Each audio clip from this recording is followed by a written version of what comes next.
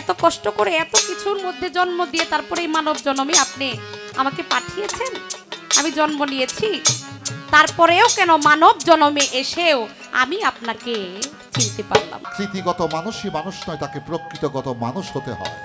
এই প্রকৃতিগত মানুষ হওয়ার জন্যই আসতে হয় জব্বরসার মতো আউলিয়ার কাছে, যেতে হয় সুরেশ্বরের দরবারের কাছে। বলেছিল আইনাল হক, আমি হক, আমি সত্য। তখন আপনি কে? আমার মধ্যেই তো আপনি, আমার মাঝেই আমি আপনাকে খুঁজে পাবো। তখন আপনার সাথে আমার পালাটা কোথায় হবে বাবা বলেন তো? আরম্ভ করছি।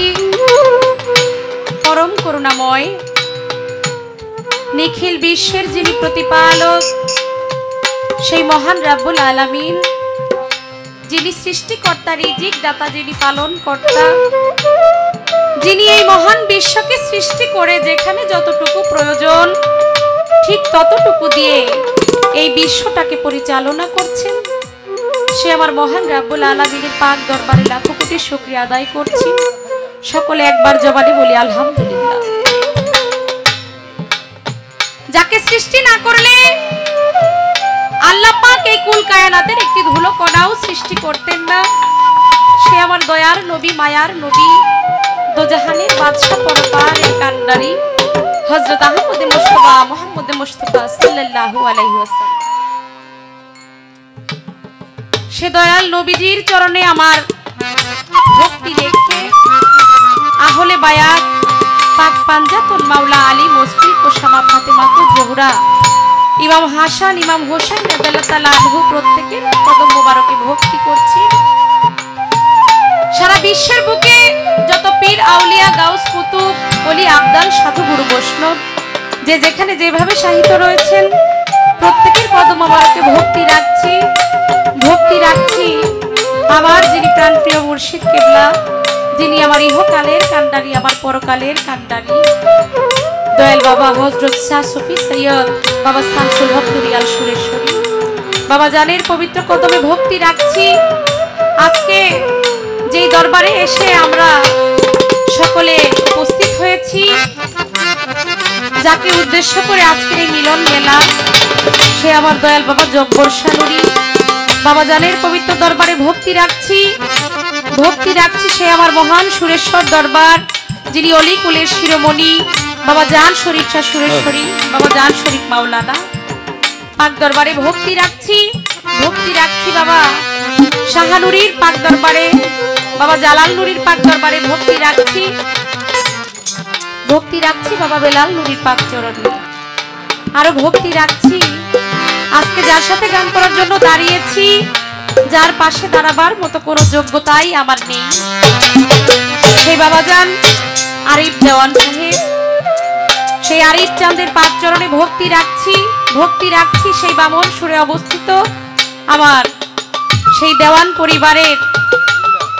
আমার মালেক চাঁদ দরবেশের পাক দরবারে ভক্তি রাখছি, আমার খালেক চাঁদ দরবেশের পাক দরবারে ভক্তি রাখছি, আমার আলেপ চাঁদ দরবেশের পাক দরবারে ভক্তি রাখছি, সেই লাহোরে অবস্থিত দয়াল বাবা লঙ্করসার পাক দরবারে আমার দাদা গুরু খবির দেওয়ান, সেই বাবা জানের পাক দরবারে ভক্তি রাখছি, আমার যিনি গানের গুরু উস্তাদজি শাহ আলম দেওয়ান সাহেব, তার চরণে ভক্তি রাখছি, আমার পীর ভাই বোনেরা যারা এখানে উপস্থিত রয়েছেন সকলের চরণে ভক্তি রাখছি। আসলে যার সাথে দাঁড়িয়েছি আজকে, ওই যে বললাম তার সাথে গান করার মতো কোনো যোগ্যতাই আমার নেই, আমার শিক্ষাগুরু বাবা জানের কাছে আমি শিক্ষা অর্জন করেছি, অর্জন করছি, তো কোনো যোগ্যতা যদিও না থাকে তবুও তো তার মেয়ে নাকি, তবুও তার পাশে দাঁড়িয়েছি, যদি তিনি দয়া করে দোয়া করে তার আশীর্বাদে আমি গাওয়ার চেষ্টা করব, সকলের দোয়া আশীর্বাদ কামনা করছি, সকলে আমার জন্য দোয়া রাখবেন। আসসালামু আলাইকুম।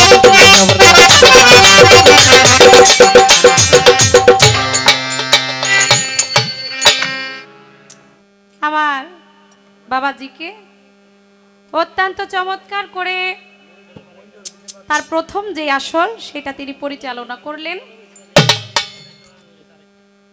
বলে নতুন মানুষ পুরান গান করবে আজকে, আর আমি পুরান মানুষ নতুন গান করব। কথাটা খুব ভাল লাগছে, তবে এর চাইতে বেশি একটা সত্য কথা হইল, আমি যদিও নতুন মানুষ, মানে দুনিয়াতে এই প্রজন্মের মানুষ, কিন্তু আমার মনটা একেবারেই বুড়া। সত্য কথাটা আজকে আপনাদের মাঝে আমি বললাম। বুড়াইটা কেমন, আবার কিছু কিছু মানুষ আছে দেখবেন একেবারে খুনখুনা বুড়া, কিন্তু তার মনটা একেবারে জোয়ান। 12 বছর আছে না এরকম? আছে আছে। একেবারে বুড়া মানুষ কিন্তু রঙিন কাপড় দেখলে ভালো লাগে না না। আর আমি এই প্রজন্মের মানুষ।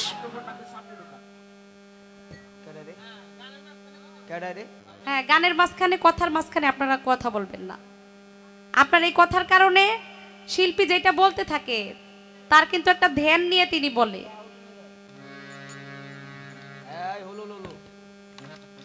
সাউন্ড যেভাবে আছে সেভাবে থাকুক, আছে এর চাইতে ভালো আপনি করতে যাইয়েন না, গেলেই সমস্যা হয়ে যাবে।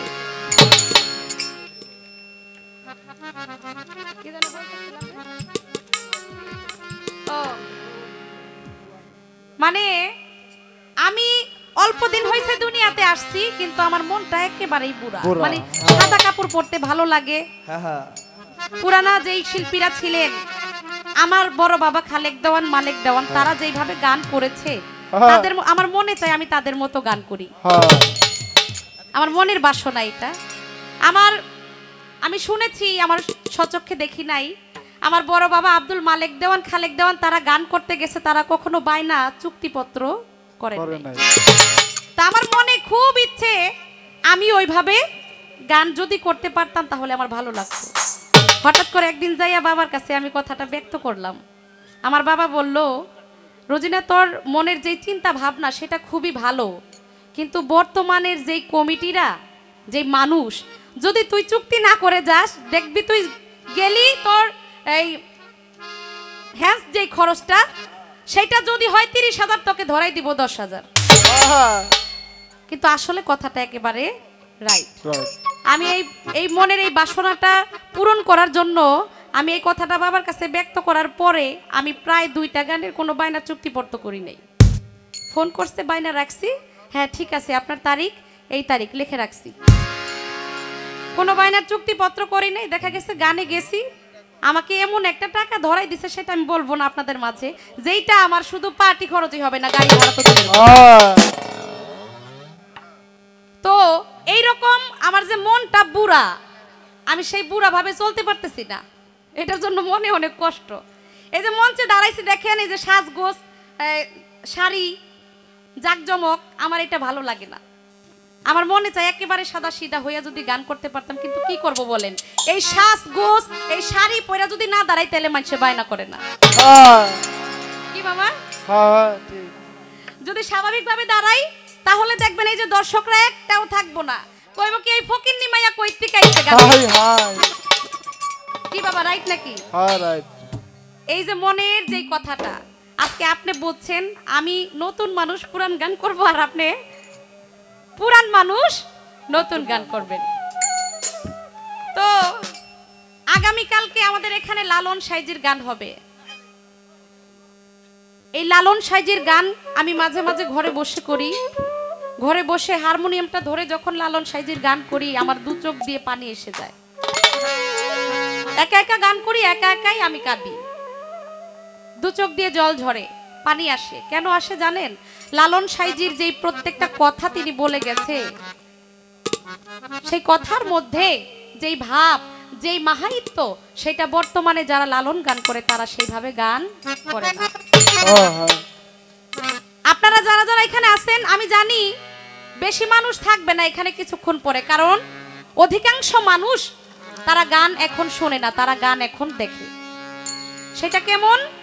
যদি একটু নাচানাচির গান করি, এই খেমটা তালের গান করি, তাহলে দেখবেন সারা রাত মানুষ নাচবে, মনের যে আনন্দ সেটা তারা উপভোগ করবে। কিন্তু না, এই রাত্রটা আমরা একজন অলির দরবারে এসেছি। কবি কি বলেছেন তার গানের মধ্যে? তার মনের যেই আবেগ, তার মনের যেই কথাগুলো, সেইগুলো তিনি সুরের মাধ্যমে ব্যক্ত করেছে মানুষের মাঝে।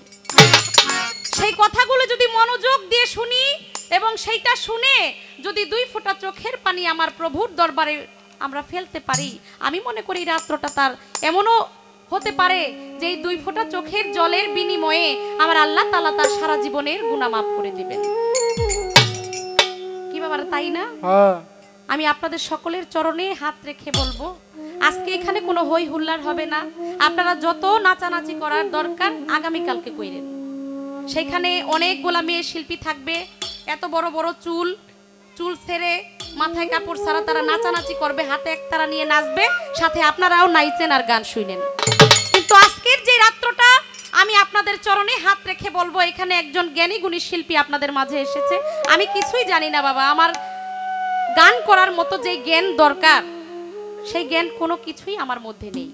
আমি কিছুই আপনাদেরকে বলতেও পারবো না, আপনাদেরকে জানাতেও পারবো না। কিন্তু আমার পাশে যিনি আছেন, অনেক জ্ঞানে গুণে তিনি পরিপূর্ণ, তার কাছ থেকে যেন 2-1টা কথা আমরা শুনতে পারি। আমরা ভাবের 2-4টে গান করে যেন আমার সুরেশ্বরী বাবার নামের উপরে যেন 2 ফোঁটা চোখের পানি ফেলতে পারি, এইভাবে যেন আমরা গান শুনি আজকে। দয়া করে আপনারা এইভাবেই গান শুনবেন, কেউ উচ্ছৃঙ্খল তৈরি করবেন না। আমি এটা সকলের কাছে আমার মনের যে কথাটা এটা ব্যক্ত করলাম।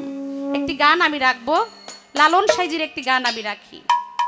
আমার বাবাজি, আমার দয়াল গুরু, আমার মুর্শিদ কেবলা বাবা শামসুল নুরী, তিনি আজকে বলেছেন যে অন্যান্য অনেক পালা রয়েছে, কিন্তু আজকে তোমরা কোনো পালা করবে না, একটা পালা করবে, সেটা হচ্ছে গুরু ভক্ত।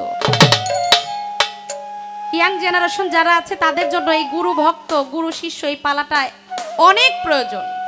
কারণ যারা এখনো পর্যন্ত গুরু ধরেন নাই, গুরু কেন ধরতে হবে, গুরুর কাছে কেন যাইতে হবে, এটা তাদের জানা অনেক প্রয়োজন। কারণ যৌবন বয়সটাই হচ্ছে গুরু ধরার একটা সঠিক সময়। যদি হারিয়ে যায় একবার, তাহলে আর ফিরে আসবে না এই সময়টা। বৃদ্ধ বয়সে শুধু 2 ফোঁটা চোখের পানি জলই আমি ফেলতে পারবো, সেখানে কারণ কর্ম আমার কিছুই থাকে না। তাই আমি সকলকে চরণে হাত রেখে বলবো, বসার অনেক জায়গা রয়েছে, আপনারা যারা বসে আছেন, আপনার দাঁড়িয়ে আছেন, তারা দয়া করে একটু বসবেন।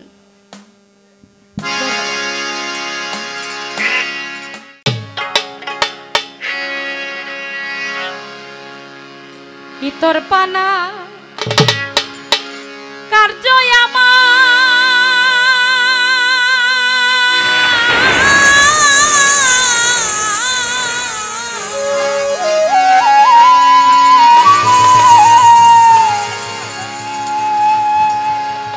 ঘটছে অহর্নিশি,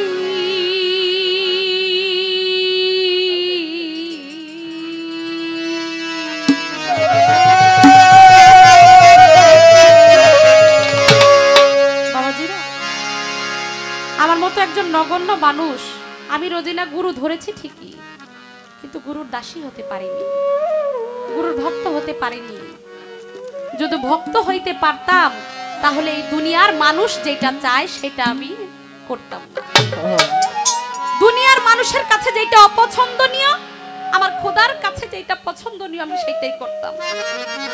কিন্তু না, আমি ভক্ত হতে পারিনি, সেজন্য মানুষের দিকে তাকাই, মানুষ যেটা পছন্দ করে, মানুষ যেটা ভালো বলে, আমি সেইটাই করি।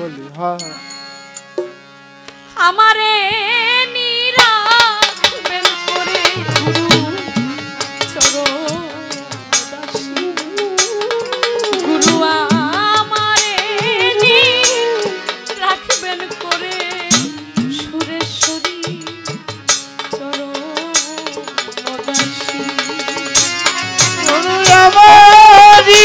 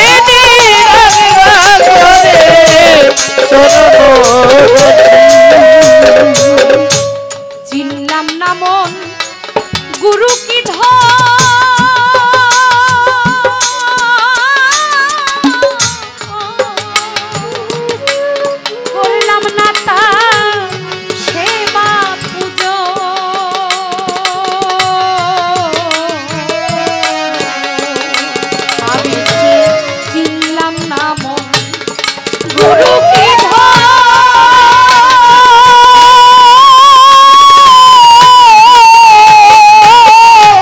করলাম না তার সেবা পুজো আমার ঘুরতে বুঝি হলো রে মন ভুবন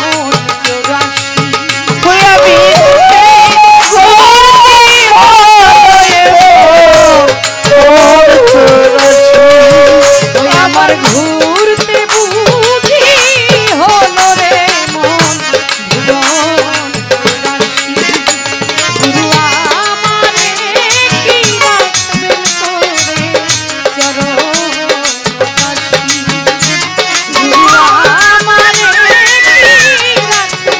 করে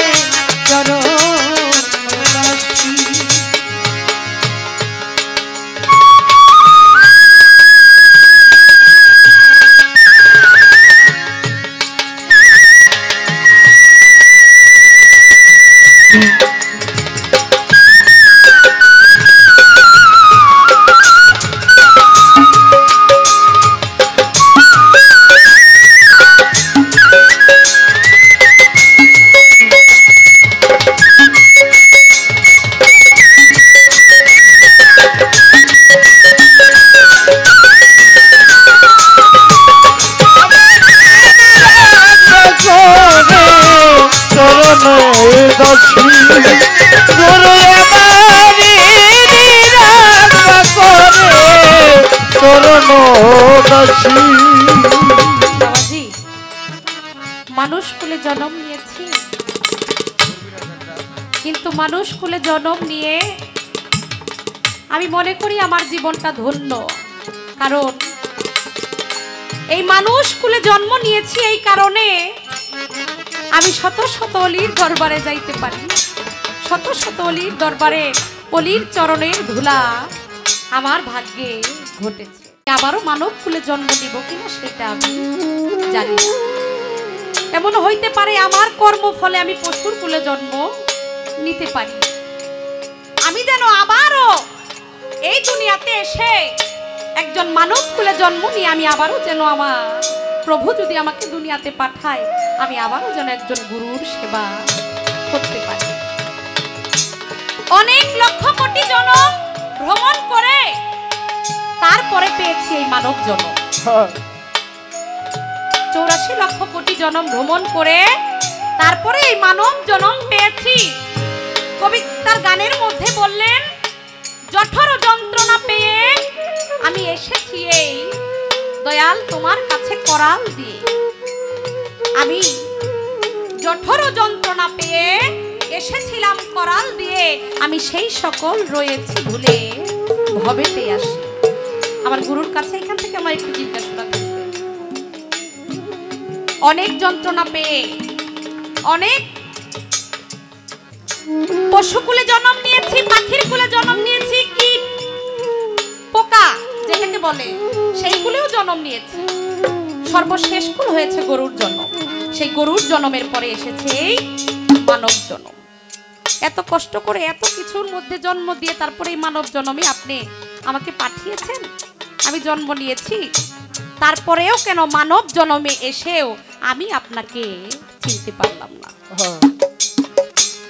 আপনি আমাকে এত কষ্ট দিয়ে তারপরে মানব কুলে আপনি আমাকে পাঠিয়েছেন জঠর যন্ত্রণা দিয়ে আমি পেয়ে এই মানব কুলে এসেছি তবু মানব কুলে আসার পরে মানুষ হয়ে জন্ম নিয়েছি তবু কেন মানুষ থাকতে পারলাম না আমি মানুষ কুলে জন্ম নিয়েও তবু মানুষ থাকতে পারলাম না অনেক কষ্ট করে দুই একজন গুটিতে গুটি মিলে বাবা মানুষ হয়েছে তাই না গুটির মধ্যে গুটি মিলে তবু দুনিয়াতে আসার পরে এই যন্ত্রণা আপনি আমাকে কেন দিলেন আপনি যদি আমাকে দয়া করতেন তাহলে তো আমি আপনার দয়া পেলে এমন কোনো কিছু নাই যে আপনার দয়া পেলে সম্ভব হয় না দুনিয়াতে এসেছি তারপরেও কেন এত কষ্ট করে আবার সেই মানুষ আমাকে হতে হয় এই মাহাত্ম্যটা একটু আপনি আমাদেরকে বুঝিয়ে বলবেন ওরে আমি চিনলাম না গুরু কি ধর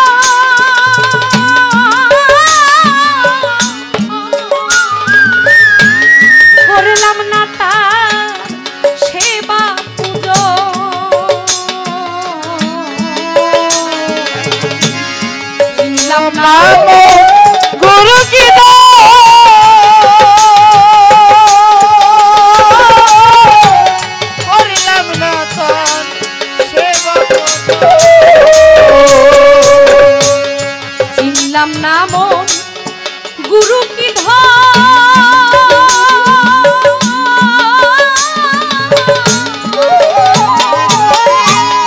করলাম না তার সেবা পুজো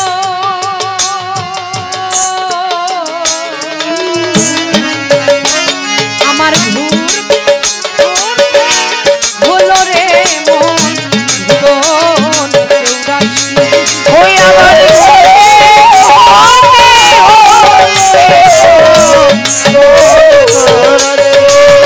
ওই আমার ঘুরতে বুদ্ধি হলো রে মন গুরু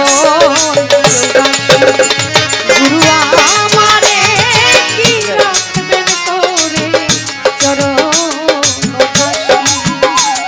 গুরু আমারে কি রাখবেন করে চরণ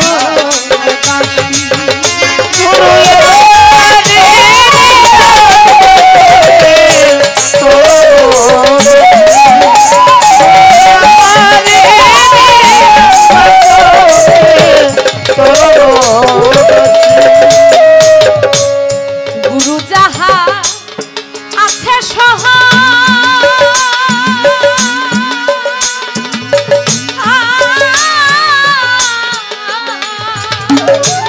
সমন বলে তার কিসের ভয় গুরু যাহার আছে সহায় সমন বলে তার কিসের ভয় আমি এত কষ্ট করে এই মানব কুলে জন্ম নিয়েছি তবু কেন আপনি এত কষ্ট এত যন্ত্রণা পাওয়ার পরে মানব কুলে আসার পরে তবু যদি আপনি আমার সহায় হইতেন তাহলে তো আমি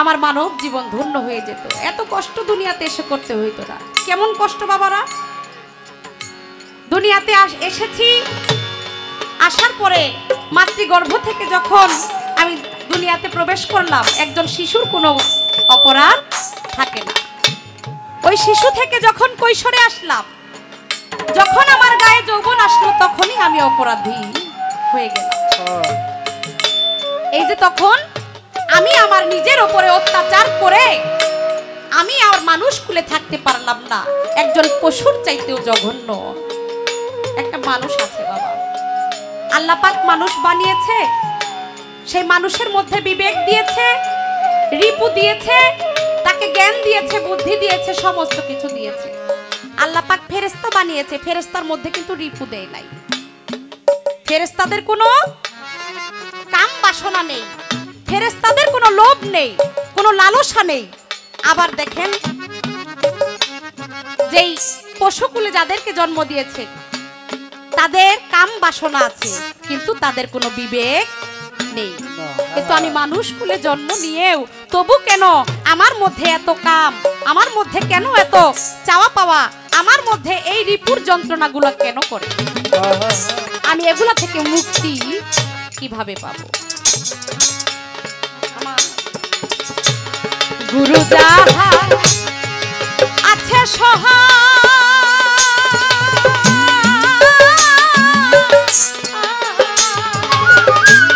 সমন বলে তার কিসের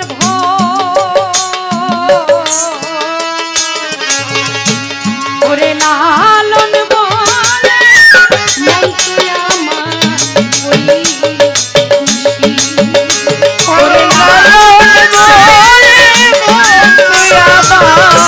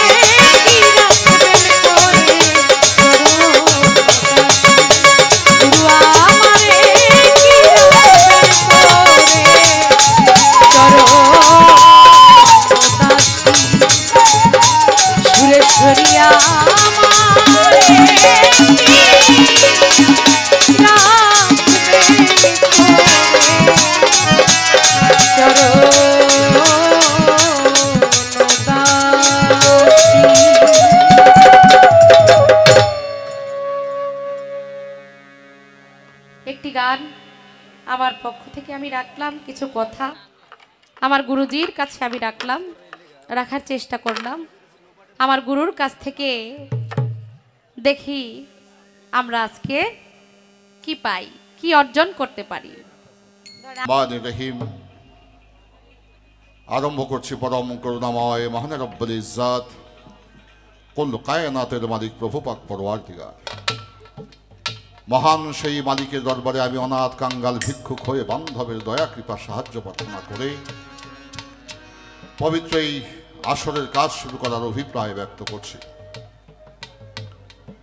সম্মানিত দরবারের পীর মাশায়েখ, আগত আশেকান ভক্তবৃন্দ, মঞ্চে উপবিষ্ট রয়েছেন বাংলাদেশের কোকিল কণ্ঠী গায়িকা জনাবা রুজিনা দেওয়ান, অনেক আশেক প্রেমিক এখানে উপস্থিত রয়েছেন। মালিকের কাছে শুকরিয়া আদায় করি, আল্লাহ মালিক আপনাদের সাথে দেখা করার সুযোগ দান করে দিয়েছেন।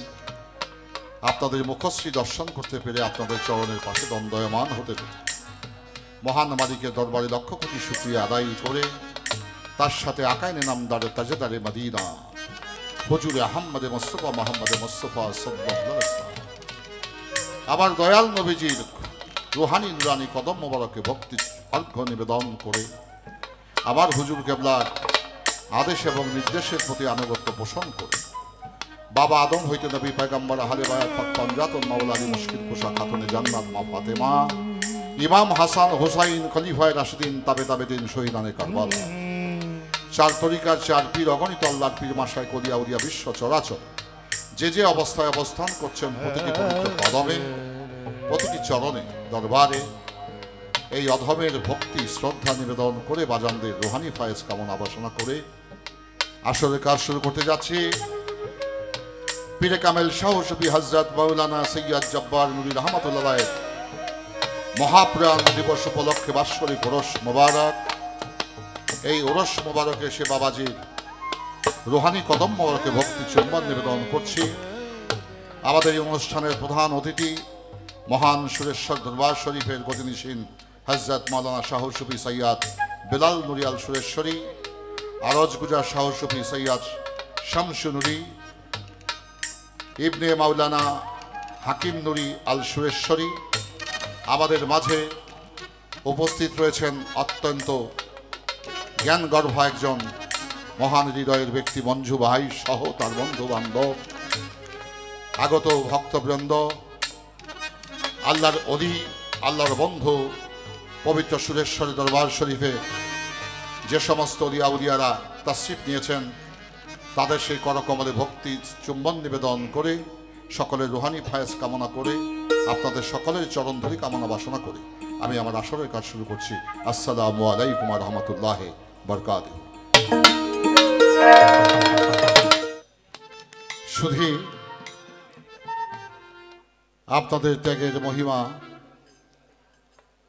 আমাদের উৎসাহ উদ্দীপনার মূল নিয়ামক শক্তি। একটু লেভেলতে পারবে বাবা আমার মেন ভোকাল। তো এবার আজকে গানের পালা কর্তৃপক্ষ থেকে নির্ধারণ করে দিয়েছেন গুরু এবং ভক্ত। তা আমি রুজিনাকে বলবো, মা গানটা কিন্তু আজকে গুরু শিষ্য না, গানটা হচ্ছে গুরু এবং ভক্ত। ভক্তকে প্রশ্ন, ভক্তকে, তো আমি যেহেতু প্রশ্ন করছি আমি জবাব দেব। একটা মানুষ যখন শিশু থাকে তাকে পাঠশালা বা প্রাইমারি স্কুলে ভর্তি করে নাকি, প্রথম মাস্টার তাকে স্বরবর্ণ ব্যঞ্জন বর্ণ শিখায়, সরয় সয় রস্যই দীর্ঘই ক খ গ ঘ উম। আচ্ছা বাজান, আগে কি মাস্টার পড়ে নাকি ছাত্র পড়ে? তো মাস্টার কি স্বরবর্ণ ব্যঞ্জন বর্ণ জানে না? জানে। তারপরে কেন পড়ে? নিরক্ষর সন্তানকে অক্ষর জ্ঞান দান করার জন্য শিক্ষককে আগে পড়তে হয়। এটা তো শিষ্যের পর্ব। এবার ভক্তকে যে ছেলেটি স্বরবর্ণ ব্যঞ্জন বর্ণ শিখে, ব্যাকরণ শিখে, গ্রামার শিখে, প্রাইমারি অতিক্রম করে, হাই স্কুল অতিক্রম করে, কলেজ বিশ্ববিদ্যালয় থেকে অনার্স ডিগ্রি নেয়, পাশ করে, সেই ছেলেটি কখন আর প্রাইমারি স্কুলে ভর্তি হয় না?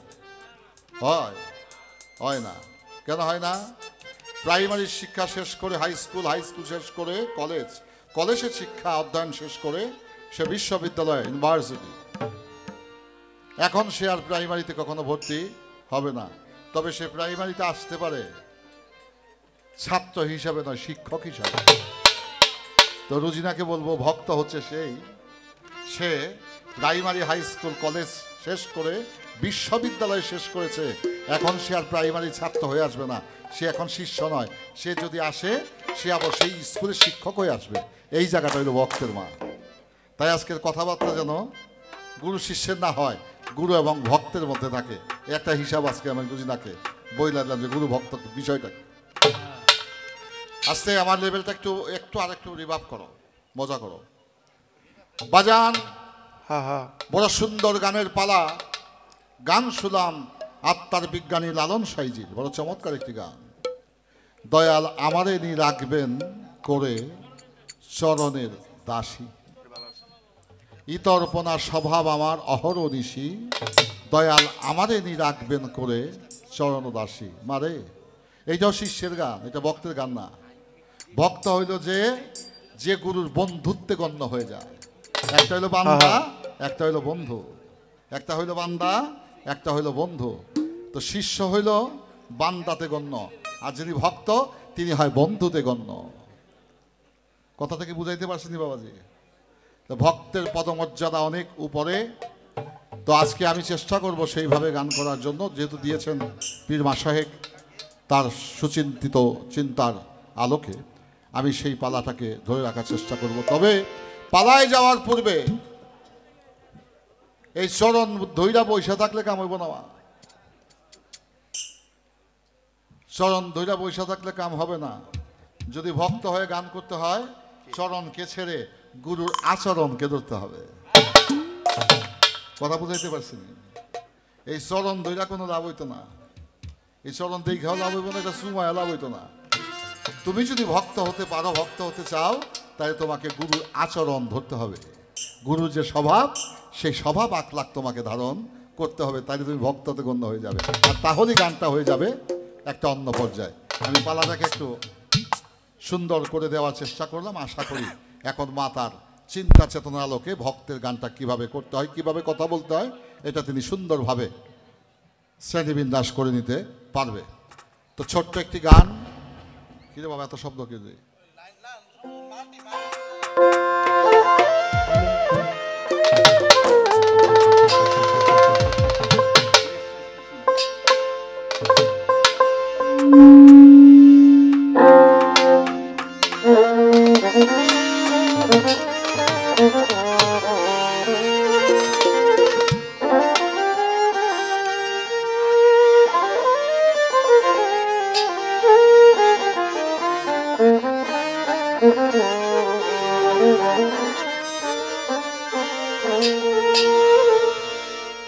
আমার তো একটা বিপদ। কইছিলাম আমি পুরান মানুষ নতুন করুন, আজকে নতুন মানুষ পুরান করবো। কিন্তু যে জায়গায় গান গাইছে বাপের উপরে কি দাদার উপরে তাহলে ওই বড় বাপ। তো যেখানে গান করছো এটা দাদার গান না গাইলে আমি হেন্দা বাউ করতে পারতেছি না। লালন সাইজি গান করেছেন, সে বিদায় আমি এখন নিচে থেকে আর গান করতে পারবো না, আমাকে উপরে যে গান করতে হবে নাকি? তাহলে গানের দেশকাল পাত্র ঠিক থাকবে। তো সেখান থেকে গান করি, নতুন গানও গাবো। তবে বাবার প্রসঙ্গ নিয়ে যেটা আলোচনা হয়েছে, আমি গুরু যেহেতু, আমাকে দাদার থেকে আমাকে কথা বলতে হবে। এই এরকম শব্দ হয়ে গেল। হ্যালো হ্যালো,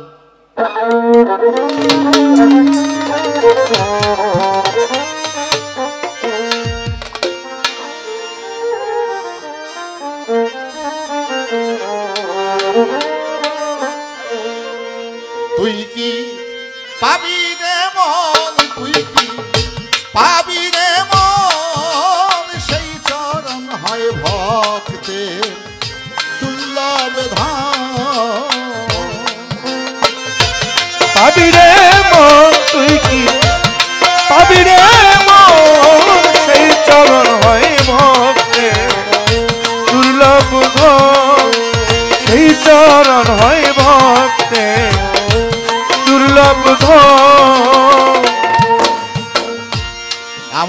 রাখবেন করে চরণের দাসী। আমার গান এলো তুই কি পাবি রে মন, সেই চরণ হয় ভক্তের দুর্লভ ধন। বাজা রাখো। আমার গাড়ি চালায় ড্রাইভার, ওর বেতন 20, 22, 25 হাজার টাকা। গাড়ি যে ঠিক করে বেকার, চাকা যদি লিক হয় 150 টাকা দিলে রিক্সাইরা হাওয়া পাম্প বইরা দেয়, তাই না?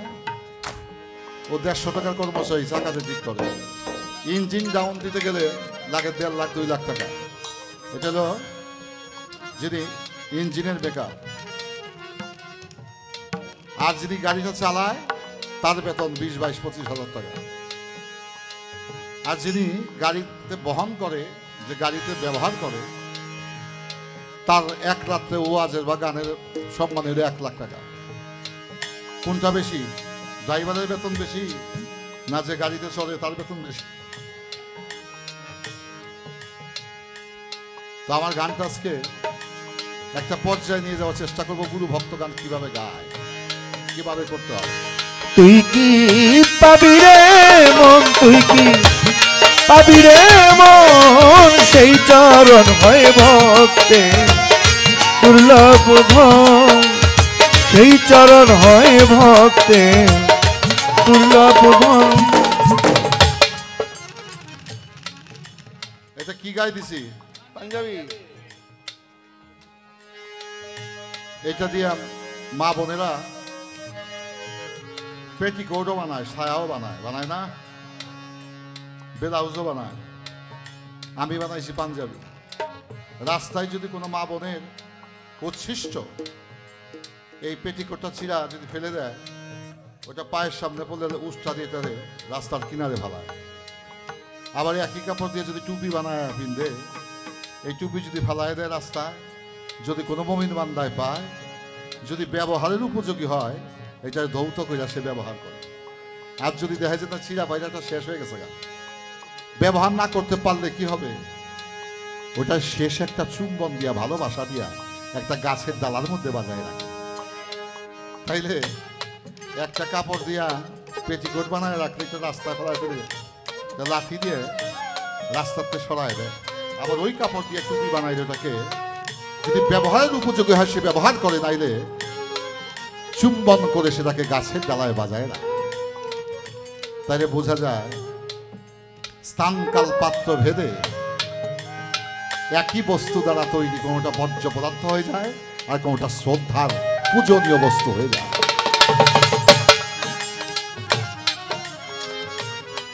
কথা কি খারাপ লাগে নাকি রে বাপ? এই এখন এলো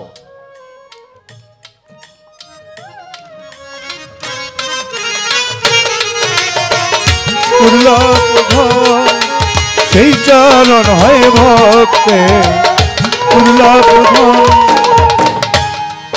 ওরে ব্রহ্মাই যারে না পাই ধ্যানে, তুই পাবি মন তোর সন্ধানে। ওরে বোম্বাই যারে না পাই ধ্যানে, তুই পাবি মন সন্ধানে।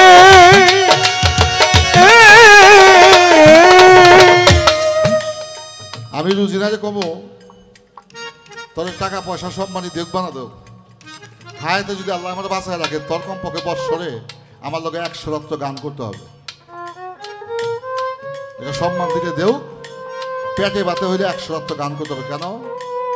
আগামী দিনটা অনেক স্টাবলিশ, শক্তিশালী হয়ে যাবে। হ্যাঁ, কেন বললাম? ব্রহ্মায় যারে না পায় ধ্যানে, ব্রহ্মা বিষ্ণু শিব হিন্দু মাইথোলজি। ব্রহ্মা হচ্ছে সৃষ্টিকর্তা, বিষ্ণু হচ্ছে পালনকর্তা, শিব হচ্ছে সংহারকর্তা। ব্রহ্মা বিষ্ণু শিব এই 3 জনই এক জীব। ব্রহ্মাই যারে না পায় ধ্যানে, তুই পাবি মন কোন সন্ধানে। হায় হায় রে কথা। এবার ব্রহ্মাই ধ্যান কইরা পাহাড়ে জঙ্গলে পায় নাই, যদি সে পাইতে পারে বা পেয়ে থাকে নিজের মধ্যেই সে স্বয়ং পরম গুরুকে লাভ করেছে। অরে ব্রহ্মাই জানে না পাই ধ্যানে, তুই পাবি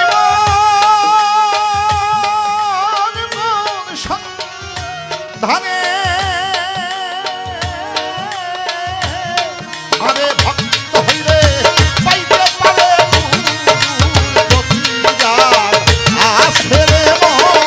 আরে ভক্ত হইলে পাইতে পারে গুরুর প্রতি যা আছে রে মন। ভক্ত হলে পাইতে পারে দয়ালের প্রতি যা আছে রে মন। ওরে প্রেমিক হইলে পাইতে পারে আমার জপ বর্ষার প্রতি যা আছে রে মন। সেই চরণ ভক্তের দুর্লভ ধাম। তুই কি পাবি রে মন, তুই কি পাবি রে মন, সেই চরণ হয় ভক্তে দুর্লভ ধন। তুই কি পাবি রে মন, তুই কি পাবি রে মন, সেই চরণ হয় ভক্তে দুর্লভ ধন। সেই চরণে অবিনাশী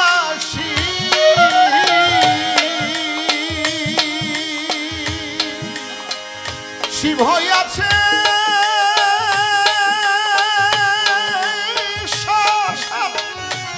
বাসী।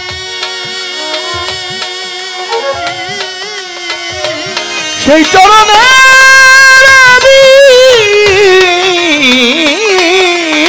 সেই চরণের অভিলাষী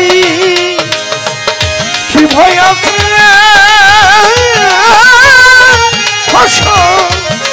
পাশি। ওই গয়া গঙ্গা তীর্থ কাশী সকল হয় গুরুর চরণ। আরে গয়া গঙ্গা তীর্থ কাশী সব হইল গুরুচরণ। গয়া গঙ্গা তীর্থ কাশী সকল হয় গুরুর চরণ। সেই চরণ হয় ভক্তের দুর্লভ ধাম। তুই কি পাবি রে মন, তুই কি পাবি রে মন, সেই চরণ হয় ভক্তে দুর্লভ ধন। সেই চরণ হয় ভক্তে দুর্লভ ধন।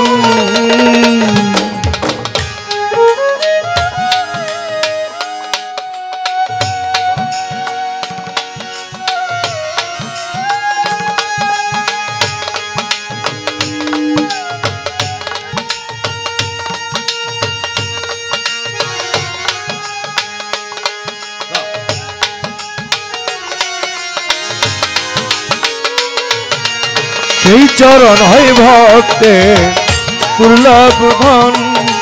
সেই চরণ হয় ভক্তে দুর্লভ ধন। আবার শ্রদ্ধার ব্যক্তি পূজনীয় মঞ্জুবাই তার সাথে তার বন্ধুবর ৮০ দশকে আমার সমসাময়িক ন্যাশনাল ব্রডকাস্টিং কর্তৃক একজন প্রখ্যাত আধুনিক ক্লাসিক্যাল শিল্পী আজকে বসে গান শুনছেন। আমি ধন্য এবং কৃতজ্ঞ, আমাদের পাশে আছেন তারা। বাজান, আমাদের দেশে এই ধানের কামলা মজুরি, কামলা যারা দেয়, কাজ যারা করে, 3 বেলা খাওয়াইতে হয় 800 টাকা মজুরি। এরকম 50 জন দিন মজুর খাটায় একজন মালিক। আমি আপনাদেরকে অনুরোধ করব, আমরা হইলাম চাকর কামলা, আমরা বেতনভুক্ত চাকর, কিন্তু আপনারা হইলেন প্রত্যেকটা মানুষ মহাজন। আমাকে কাজ করার পরিবেশটা যদি ভালো দেন, আমি চেষ্টা করব মুর্শিদের কৃপা গোলাম হয়ে মনিবের সন্তুষ্টি অর্জন করার জন্য। আজকে রুজিনার জন্য আমি গুরু, কিন্তু এই সভাতে আমি নগণ্য একজন, একেবারেই নগণ্য ভক্ত, ওনার শিষ্য একেবারেই নগণ্য একজন সাধারণ মানুষ। আমি ওই মনোবৃত্তি থেকে গান করছি। যে কথাগুলো বলছি না রুজিনার জন্য, এটা আপনাদের জন্য না। তবে সেখান থেকে আপনারা সারাংশটুকু উঠিয়ে নিয়ে যাবেন আস্তে। সুন্দর একটি প্রসঙ্গ চলে এলো। জঠর যন্ত্রণা পেয়ে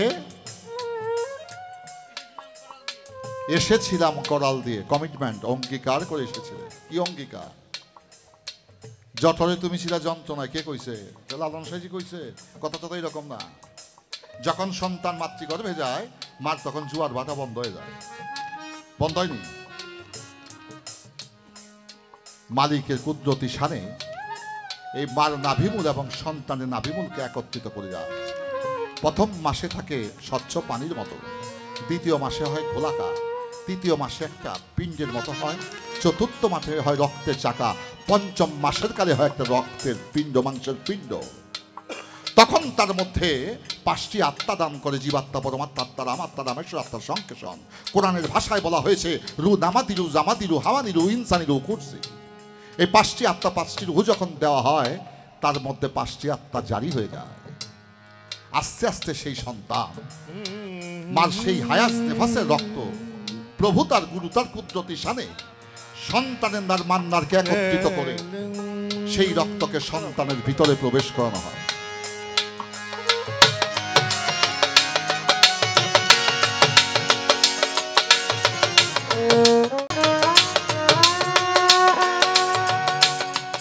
বাজান, তাহলে মার সেই রক্তের খাওয়ার ব্যবস্থা তোমাকে প্রভু তোমার মাতৃগর্ভে করে দিয়েছে। কি বাজান? এবার আসেন, পৃথিবীতে যখন সন্তান মা ভূমিষ্ঠ করবে, আসার আগেই দয়াময় কৃপা করে তোমার আহারের ব্যবস্থা করে দিয়েছে। মাতৃস্তনে দুগ্ধ দিয়েছে। সেই দুগ্ধ যদি বেশি মিষ্টি হয়, সন্তানের পেট খারাপ হয়ে যাবে। আবার কম মিষ্টি হলে বাচ্চা খাবে না। বেশিও না কমও না, একটা পরিমাপ দিয়ে দিয়েছে। এবার আসেন, সেই দুগ্ধ যদি বেশি গরম হয়, সন্তানের মুখ পুড়া যাইতে পারে। আবার ঠান্ডা হইলে বাচ্চা ঠান্ডা লাগতে লাগতে নিউমোনিয়া হয়ে যেতে পারে। বেশি গরমও না, বেশি ঠান্ডাও না, কুমকুম একটা গরম দিয়েছে। হায় হায়, এত দয়া করে, মায়া করে, কৃপা করে পৃথিবীতে তুমি আসার আগেই বিশ্ব ব্রহ্মাণ্ডের প্রতিপালক বিশ্বগুরু তোমাকে আহারের ব্যবস্থা করে দিয়েছে। কষ্ট পাইলে তোমার মায় পাইছে। মাতা গুরু, পিতা গুরু, গুরু জ্যেষ্ঠ ভাই, তাহার চাইতে অতি গুরু ভজলে আমি পাই। পিতা মাতায় কষ্ট করে রেখেছে, সেই গর্ভে থেকে তুমি মাতাকে লাথি মেরেছ, আঘাত করেছ। মা ব্যথা পেয়ে দাঁড়ানো থেকে বৈশা বসছে। হয়েছে না এরকম? পৃথিবীতে এলে মাঘ মাইশা শীত, মার বিছানাকে ভিজিয়ে দিয়েছ প্রস্রাব করে। মায় তোমাকে ওই ঠান্ডা জায়গায় না রেখে মায় ভিজা জায়গায় শুয়া তুমি সন্তানকে শুকনা জায়গায় শুয়েছে। পিতা তোমাকে লালন পালন করেছে। পিতা ছিল মূর্খ, তোমাকে সুশিক্ষায় শিক্ষিত করেছে। জঠর যন্ত্রণায় পেয়ে এসেছিলাম করাল দিয়ে। তুমি যে কমিটমেন্ট করে এসেছিলে যে আমি যে পৃথিবীতে যাব, পৃথিবীতে যে আমি আমার গুরুকে ভজনা করব, এই কমিটমেন্টটা তোমার স্মরণ আছে কিনা, এই স্মরণ করাবার জন্য জব্বর্ষার মতো একজন আউলিয়ার কাছে যেতে হয়, সুরেশ্বরের মতো একজন আউলিয়ার কাছে যেতে হয়, যেখানে গেলে তোমার পূর্বের কথা স্মরণ হয়ে যাবে।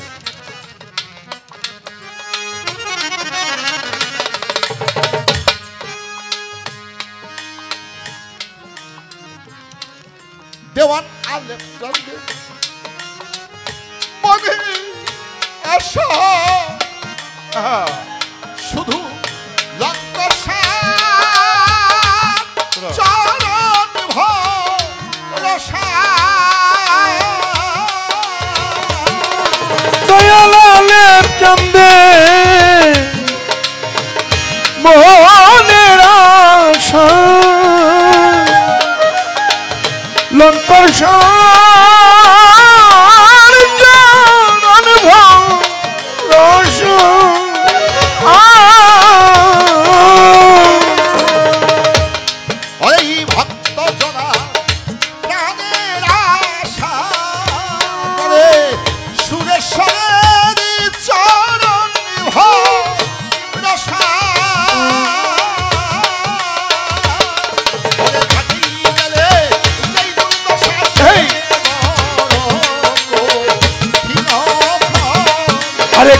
গেলে সেই দুর্দশা সে বড় বিনোদ ঘাটে গেলে যেই দুর্দশা সে বড় সেই চরণ হয় ভক্তির দুর্লভ ধাম। তুই কি পাবি রে মন, তুই কি পাবি রে মন, সেই চরণ হয় ভক্তে দুর্লভ ধন, সেই চরণ হয় ভক্তে দুর্লভ ধন।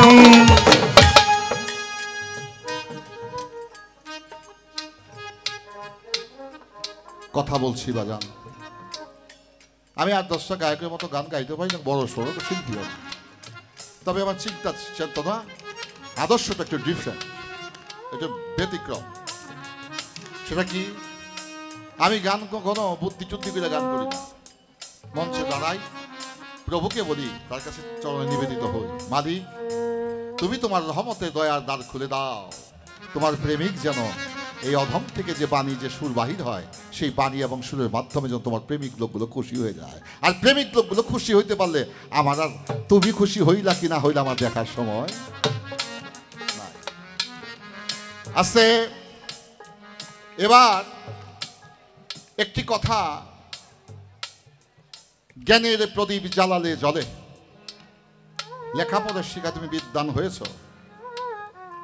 এটা জ্বালাইলে জ্বলে, কিন্তু ঝড় বৃষ্টি আসলে নিভা যায়। রুজিনারে মা, একটা ভক্তি নামক প্রদীপ আছে, ওইটা ভক্ত হইলে শুধু অর্জন করতে পারে। ভক্তি নামক একটা প্রদীপ আছে, ওই প্রদীপ যদি কোনো ভক্ত জ্বালাতে পারে, ওইটা মানিকের ন্যায়, ওইটা জ্বলতে জানে, কখনো নিভে না। ঝড় বৃষ্টিতে সেই প্রদীপকে, মানিককে কেউ নিভাতে পারে না। তাই মা, ভক্ত হওয়া বড় কঠিন ব্যাপার। যদি কেউ ভক্তের মতো ভক্ত হতে পারে, এই কথাটা এখানে কমা দিয়ে রাখলাম, সামনে সময় আসতেছে, তখন সেটাকে ডেলিভারি দেওয়ার চেষ্টা করি।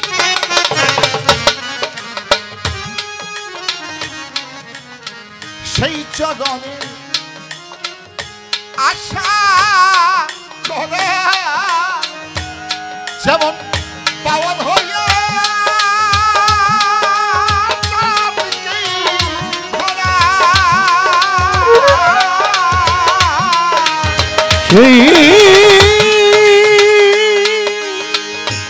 সেই চরণে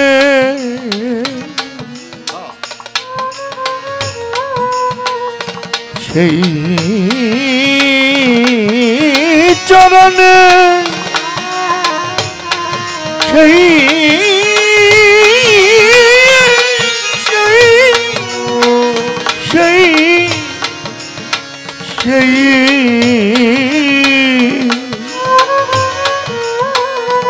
সেই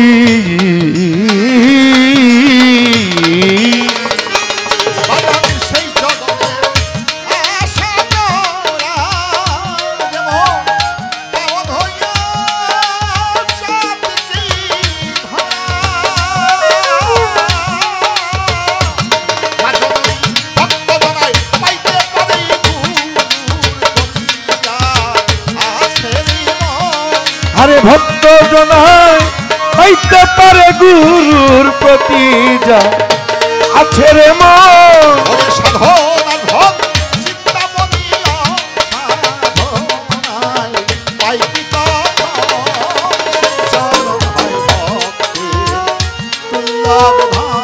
তুই কি পাবি রে মন, তুই কি পাবি রে মন, সেই চরণ হয় ভক্তে দুর্লভ ধন, সেই চরণ হয় ভক্তে দুর্লভ ধন। মানুষ কুলে দয়াল তুমি আমাকে পাঠালে, আমি মানুষ কেন হতে পারলাম না? এটা একটা সমস্যা নাকি বাজান? মানুষ কুলে তুমি আমাকে পাঠালে, আমি প্রকৃত মানুষ হতে পারলাম না, একটা সমস্যা। এই সমস্যাটা সমাধানের জন্য আমার মামনি আমার কাছে একটা বিষয় রেখেছেন, কথা রেখেছেন। কথাটা কি শোনার দরকার আছে নি বাজান? রূপক কথা, আমাদের দেশের জায়গার দাম, এই এলাকার জায়গার দাম কিন্তু অনেক বাইরে গেছে। আমার এলাকাতে 1 কাঠা জায়গার দাম 1 কোটি টাকা আছে, 80 লক্ষ টাকা আছে, কম হইলেও 28-30 লাখ টাকা। আগে 20,000 টাকা দিয়ে 26% পাওয়া যাইত, এই কয়েক বছর আগে। এখন যুবক বাবাজিরা মনে কষ্ট নিয়ে না, বাপের পোলায় গিয়ে কাম করে না, মোটর সাইকেল কিনা দাও।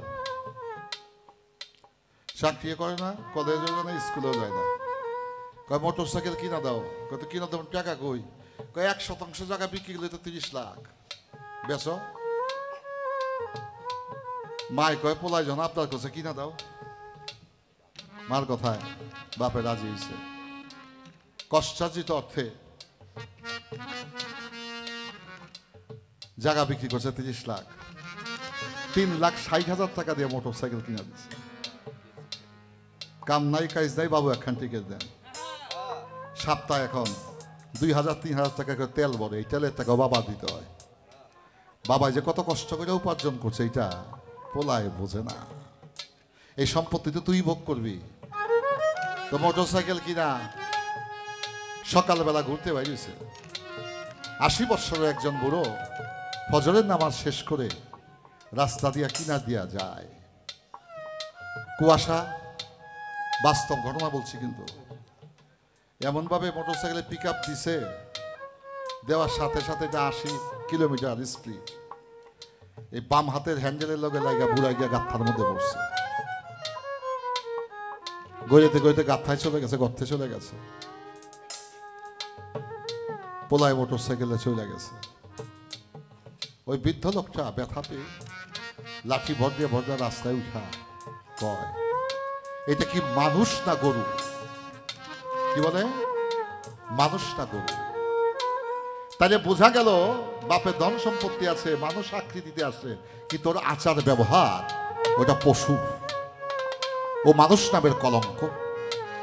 বুড়াই কয়, আরে আমি তুই আমার অ্যাক্সিডেন্ট করে ফেলাই থেকে গেলি, তোর গাড়িটা থামাই, তুই আমার উঠাই থেকে আত্মা থেকে, তাইলে তো বুঝতাম তোর মধ্যে মানবতা আছে। আমি তো তোর দাদার বয়সী। তাইলে বাজান, আকৃতিগত মানুষই মানুষ নয়, তাকে প্রকৃতিগত মানুষ হতে হয়।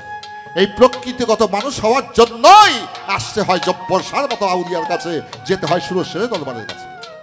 ওখানে আত্মসমর্পণ করলে তুমি প্রকৃত মানুষ হতে পারবে। বাপা মাই জন্ম দিয়া বানাইয়া দিছে ভূত, বাজান পীর মুর্শিদের ভজনা করলে হইয়া যাইবা মা জননী, হইয়া যাবে স্বর্ণপুত।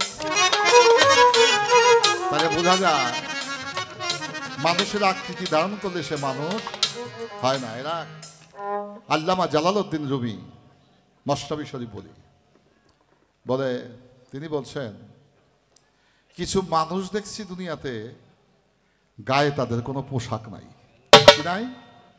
পোশাক নাই। আবার কিছু পোশাক দেখছি ভিতরে কোনো মানুষ নাই। এই লক্ষ কোটি টাকা দামের পোশাক যদি থাকে, ভিতরে যদি মানুষ না থাকে, ওর আধা পয়সা মূল্য নাই।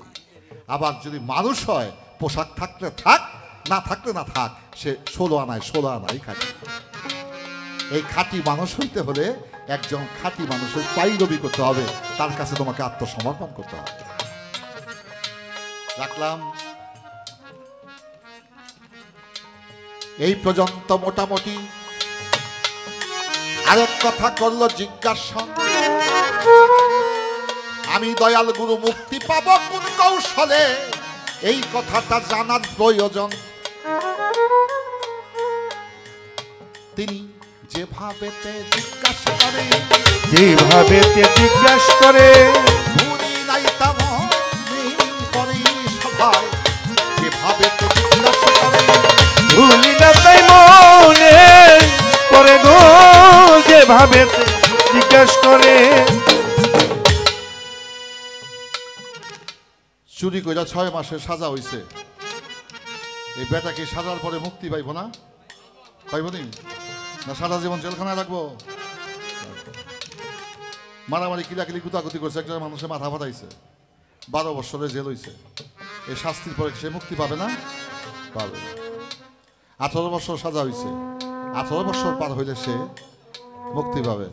একটা হিসাব জানেননি, জেলখানার বয়স বছর কিন্তু 12 মাসে না, এই আসতে 9 মাসে। তাহলে বোঝা যায় আমার মতো জেল কয়েকজনে খাচ্ছে।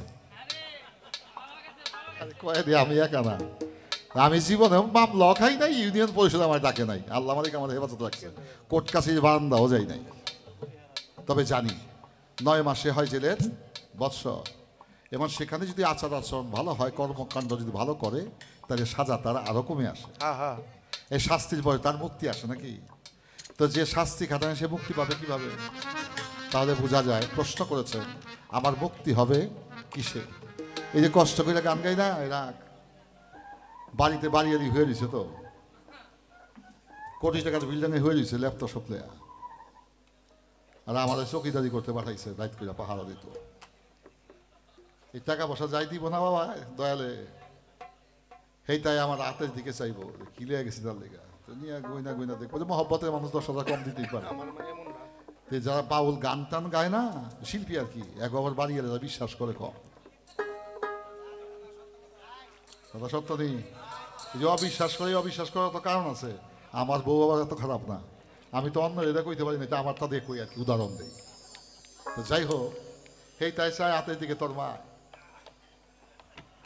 টাকা তাহলে গনে, আর ডাইয়ের দিকে তাকায়, বায়না তো এত টাকা ছিল, 10,000 কম, টাকা না এত আছিল, 10,000 কম কে?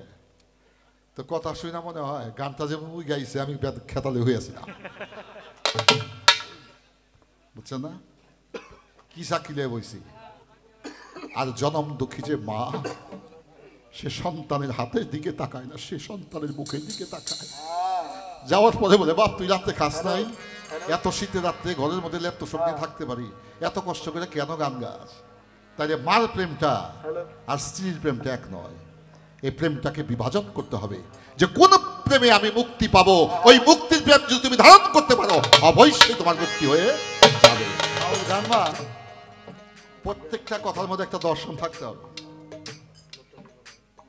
এই শখে বাধা করে বাধা কথা দিয়ে মা কখনো বাউল গান হয় না। বাউল গান তখনই হবে প্রত্যেকটা কথার মধ্যে একটা দর্শন, শিক্ষণীয় বিষয় থাকতে হবে। বাজান, মার কাছে গেলে গরম দেহটা নরম হয়ে যায়, জানি। আবার এই নরম দেহটা নিয়ে স্ত্রীর কাছে গেলে গরম হয়ে যায়।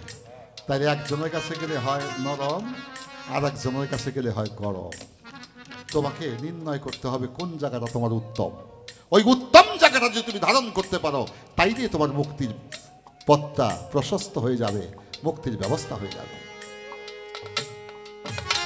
ছোট্ট একটু মুক্তি, মুক্তিটা কিভাবে হবে? ছোট্ট একটি কথা আমার বলতে কতক্ষণ সময় লাগলো?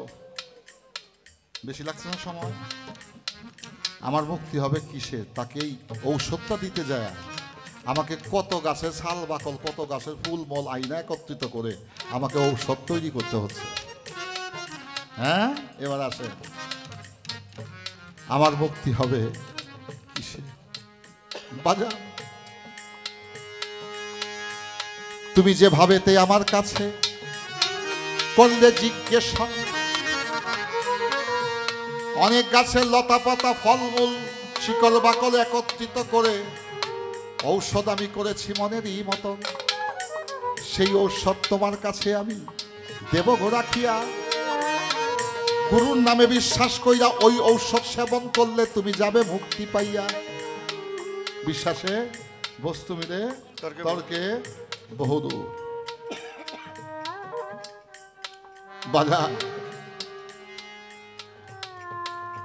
গুরু ভক্ত গানটা বড় কঠিন গান, এই গানটা সহজ বিষয় নয়। আপনারা প্রেমিক হয়ে বুঝতে পারবেন যতই আছেন ভদ্র মহোদয়। ওইবা মুক্তির পথ ব্যবস্থা হয়ে গেল।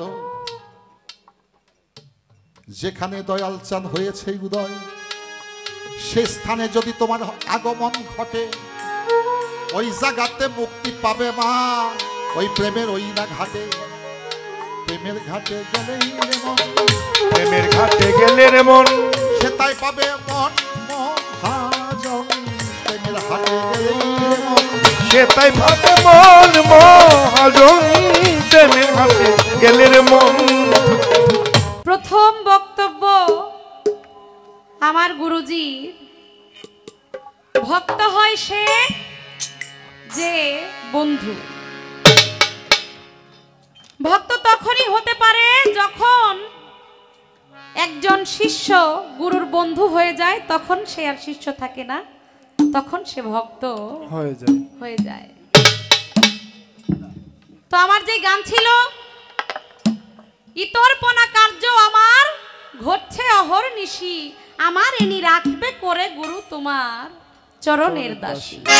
বলে তুমি যেখান থেকে গান করেছো সেখানে ভক্তের কথা ছিল না, সেখানে ছিল কার কথা? শিষ্যের কথা। কারণ ভক্ত তখনই হয় যখন গুরুর বন্ধু হয়ে যায়, তখনই সে ভক্ত হইতে পারে। আপনার কথা ঠিক আছে গুরু, কিন্তু ভক্ত যদি হয় তাহলে না ভক্তের গান গাওয়া যায়। ভক্তের গান তখনই গাইতে পারবে যখন আস্তে ছোট, যখন একজন শিষ্য ভক্ত হয়ে যাবে তখনই সে ভক্তের গান করতে পারবে। কারণ কি, ভক্তের গান করতে হইলে ভক্তের যেই ভাবটা সেটা তার বুঝতে হবে। এবার আসেন ভক্তের গান। বর্তমানে অনেক জায়গায় গেলে যে গুরু শিষ্য গুরু ভক্ত পালাটা দেয়, গুরু শিষ্য পালাটা এখন আর বেশি দেয় না। এখন মানুষ বলে যে শিষ্য পালাটা করতে গেলে আপনাদের অনেক সময় লেগে যায়, শিষ্য থেকে আস্তে আস্তে আস্তে আস্তে ভক্তের কাতারে যাইতে হলে। তো শিষ্যের কোনো দরকার নাই, গুরু আর ভক্তই চলবে। আপনারা ঊর্ধ্ব থেকে গান করবেন। এবার বাবা আপনার কাছে আমার একটা কথা, এই যে ভক্তের পালা থেকে যে গান করব, যদি গুরুর বন্ধুই হয়ে যায় তাহলে আবার প্রশ্ন আসে কোথা থেকে? আপনারা একটু বলবেন বাবা, লক্ষ্য করে দেখবেন, শুনবেন। যদি গুরুর বন্ধুই হয়ে গেলাম, গুরুর সাথে মিশেই গেলাম, গুরুর বন্ধু কখন হয়? আমি আপনার বন্ধু যদি হয়ে যাই তাহলে আপনাকে আমি কোথা থেকে প্রশ্ন করব, কি প্রশ্ন করব? তখন আমি আপনি, আপনি আমি। যেমন হয়ে গেছিল মনসুর হেল্লাস। মনসুর হেল্লাস তিনি গুরুর কাছে নিজেকে সমর্পণ করে দিয়ে যখন তিনি গুরুর হয়ে গিয়েছিল, তার মধ্যে যখন গুরুকে তিনি দেখতে পেয়েছিলেন, আপনি বলছেন যে গুরুর চরণ ধরে থাকলে হবে না, গুরুর স্বভাব ধরতে হবে। এটাই তো গুরু ধরা, তাই না? আমরা বলি গুরু ধরবো, গুরু ধরবো। গুরুর কি ধরবো? আমার গুরুজি বললেন চরণ ধরে থাকলে তুমি মুক্তি পাবা না, আগে তোমার গুরুর স্বভাব ধরতে হবে। এখন স্বভাব ধরে যখন আমার মধ্যে আমি আপনাকে দর্শন করব, আমার মধ্যে আমি আপনাকে খুঁজে পাবো, তখন তো আমি আর আমার থাকি না, তখন আপনি আর আমার থেকে দূরে নয়, তখন আমার মাঝেই। যেমন মনসুর হাল্লাজি বলেছিল আইনাল হক, আমি হক, আমি সত্য। তখন আপনি কে? আমার মধ্যেই তো আপনি, আমার মাঝেই আমি আপনাকে খুঁজে পাবো। তখন আপনার সাথে আমার পালাটা কোথায় হবে বাবা বলেন তো? আমি কোথা থেকে আপনাকে প্রশ্ন করব, কোথা থেকে কি জিজ্ঞাসা করব? আমি তো দেখি যে গুরু আর ভক্ত পালা দিলে গুরু ভক্তের কোনো পালা চলে না, নিজের সাথে নিজের কোনো পালা চলে না। ভক্ত মানেই গুরু, গুরু মানেই ভক্ত। আপনি একটা কথা একটু বাদ রেখেছেন বাবাজি, আমার কথাটা মনে আছে। আপনি বলছেন যদি ভক্ত হওয়াটা এত সহজ কথা নয়, ভক্ত যদি হইতে পারো তাহলে বাকিটুকু আর বলেন নাই। এই যে বাকিটুকু যে বলেন নাই, এটাও আমি বুঝতে পেরেছি। যদি ভক্ত হইতে পারি তখন আপনি আর আপনার মধ্যে থাকবেন না, তখন আপনি আমার মধ্যেই থাকবেন। ভক্তই গুরু, যেটাকে বলে ভক্তই গুরু, গুরুই ভক্ত। তো আমি বাবা যদি আমি ভক্ত থেকেই গান করি, আমি কি প্রশ্ন করব, কি জিজ্ঞাসা করব, কিভাবে পালা করব বলেন? কোথা থেকে গান করব? আর প্রশ্নই যদি না করি তাহলে এখানে কি পালা চলবে? আপনারা কি শুনবেন? শুনবেন না। রশিদ সরকারের একটা গান রয়েছে, আমার বন্ধুরা যা ভালোবাসে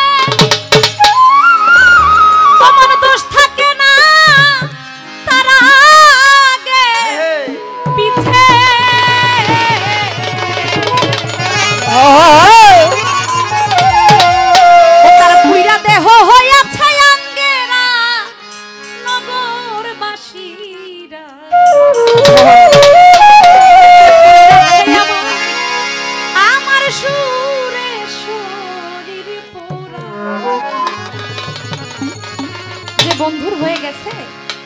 একবার ভক্ত হয়ে গেছে তার কোনো দোষ থাকে না। না না তার মধ্যে গুরু যেমন বলেছিল আমি হক আমি সত্য, লোক সমাজে তার কথা দূষিত হয়েছিল, কিন্তু হক কথা এইটাই কি বাবা, আমার প্রভুর কাছে তার কোনো দোষ ছিল না।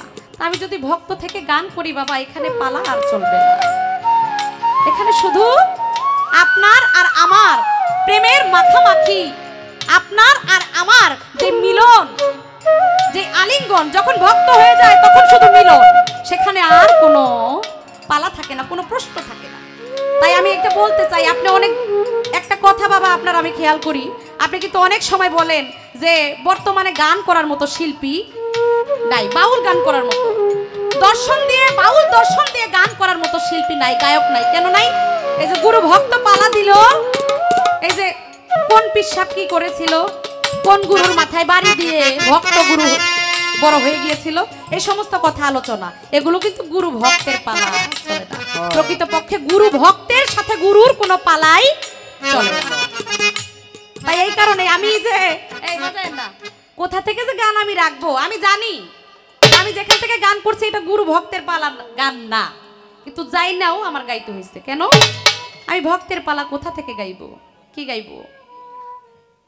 শিখায়া দে তুই আমারে কেমন করে তোরে ডাকি, শিখায়া দে তুই আমারে কেমন করে তোরে ডাকি, শিখাইয়া দে তুই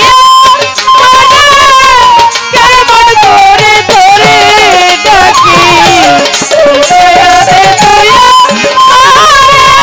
কেমন করে তোরে ডাকি, শিখায়া দে তুই আমারে কেমন করে তোরে ডাকি, শিখাইয়া দে তুই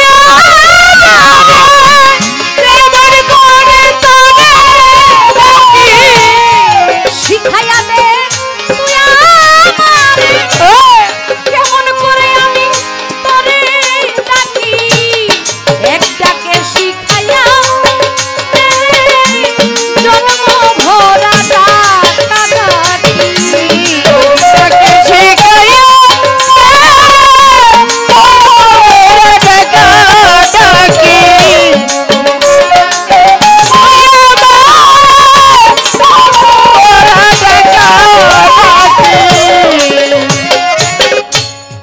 যেমন করে ডাকলে পরে শুনতে পাস তুই হঠাৎ করে, কেমন করে ডাকলে পরে শুনতে পাস তুই হঠাৎ করে, যেমন করে ডাকলে পরে শুনতে পাস তুই হঠাৎ করে, হাসি দিস আমার অন্তরে প্রাণ ভরে যাই রই না বাকি,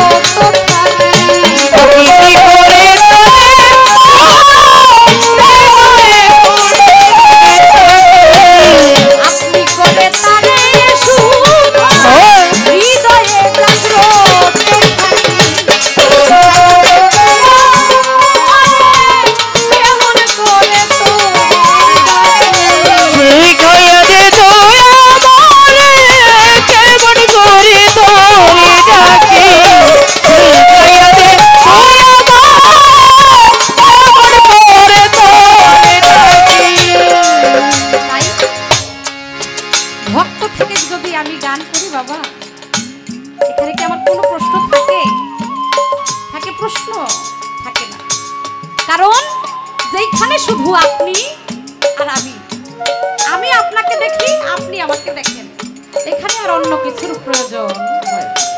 ভক্ত ছিল বাবা। আমি কয়েকদিন আগে বাবা হায়দার শাহকে আমি চোখে দেখিনি, আবার সচক্ষে হায়দার শাহ বাবার যেই একটা ভিডিও আমি ফেসবুকে দেখেছি কয়েকদিন আগে। এই আসতে হায়দার শাহ বাবা হাঁটতেছে, তার পিছনে পিছনে অগণিত মানুষ হাঁটতেছে। কেউ তাকে খাবার দিচ্ছে, কেউ তার সাথে কথা বলতে চাইছে, তার কোনো খেয়াল নেই। সেই তো ভক্ত বাবা। ভক্ত হইতে গেলে যদি এই পৃথিবীতে কেউ ভক্ত হয়েছে, তারা আল্লাহর ওলি হয়ে গেছে, আল্লাহর সাথে মিশছে। সুবহানাল্লাহ। এই যে পোশাক পরেছি, এই পোশাক পরিচর্যা করার সময় থাকে না যদি ভক্ত হই। আমি ভালো খাবার খাবো, আমি ভালো পোশাক পরবো, আমি কারোর সাথে কথা বলবো, যদি আমি প্রকৃত ভক্ত হয়ে যাই তাহলে আমার এই খেয়াল থাকবে না, যেমন ছিল না হায়দার শাহ বাবা। আমি সচক্ষে তাকে দেখিনি, কিন্তু সে ওফাত নিয়েছে বেশি কয়েক বছর হবে। আমি তার একটা ভিডিও ফুটেজ দেখেছি ফেসবুকের মধ্যে। তিনি হাঁটতেছে, তার গায়ের মধ্যে নোংরা কিছু পোশাক,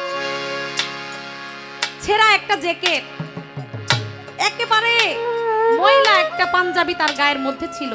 কিন্তু না, তার মধ্যে তার কোনো খেয়াল ছিল না। তার খেয়াল ছিল কোথায়? তার দীনবন্ধুর দিকে। দুনিয়ার মানুষের ভালো মন্দতে তার কিছু যায় আসে না। সে শুধু তার বন্ধুর ভালোবাসা, যেটাই শুধু তার চাওয়া, এর বেশি আর কিছু চাওয়ার থাকে না বাবা। আপনি একটু দোয়া করবেন আমি যেন ভক্ত হইতে পারি। ভক্ত যেদিন আমি হব সেই দিনই আমি ভক্তের গান গাইতে পারবো, ইহা ছাড়া নয়। বর্তমানে যারা ভক্তের গান করে, গান হয় না, ভক্তের গান নাই, ভক্তের পালা নাই। আবার দীনবন্ধুকে যদি আমি দেখি, ইহার চাইতে বড় সুখ কি আর আছে? এই যে ময়লা কাপড় পরে হায়দার শাহ বাবা রাস্তা দিয়ে হাঁটছে, আমি শুনেছি তার সাথে নাকি সুঘ্রাণ। তিনি যদি হেঁটে যাইতেন, একটা মানুষ হেঁটে গেলে কিন্তু গায়ে থেকে ঘামের একটা গন্ধ আসে, বিচ্ছিন্ন একটা গন্ধ আসে। অনেকের গায়ে সেন্ট মাখে, আতর মাখে, ওইটা মেখে ওই গন্ধটাকে দূর করে, কিন্তু না, হায়দার শাহ বাবা কোনো আতরও ব্যবহার করতেন না, কোনো সেন্টও ব্যবহার করতেন না, কোনো পারফিউম তিনি ব্যবহার করতেন না। তিনি হেঁটে গেলে তার সাথে সুঘ্রাণ, বেস্তি ঘ্রাণ, এটা কেন আসতো?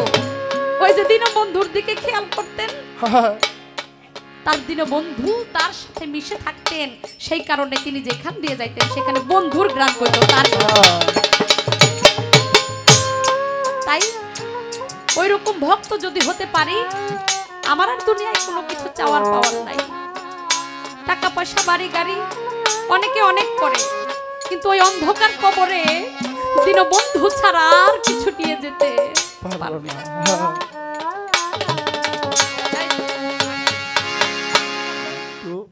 ভাঙ্গি বাংলায় লেখলে কি হয়?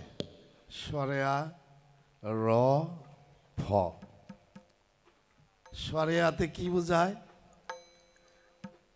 আল্লাহ। রতে আমি যদি ধরি রহস্য, ফতে ফানা। আল্লাহর রহস্যের উপরে যিনি ফানা, তার নাম হয়েছে আরিফ। তা আমরা যারা এখানে কিছু ভক্তবৃন্দ আসে, চাতক পাখির মতো দাঁড়িয়ে আছে, বসে আছে, যিনি আল্লাহর রহস্যের উপরে ফানা, তাহলে আল্লাহর রহস্য অবশ্যই তার কাছে কিছু আছে জানা। সেই বিষয়ে আমরা একটু তার কাছ থেকে যদি সবাই জানতে পারতাম, তাহলে মনে হয় শান্তি লাগতো। আমার কথাই তো।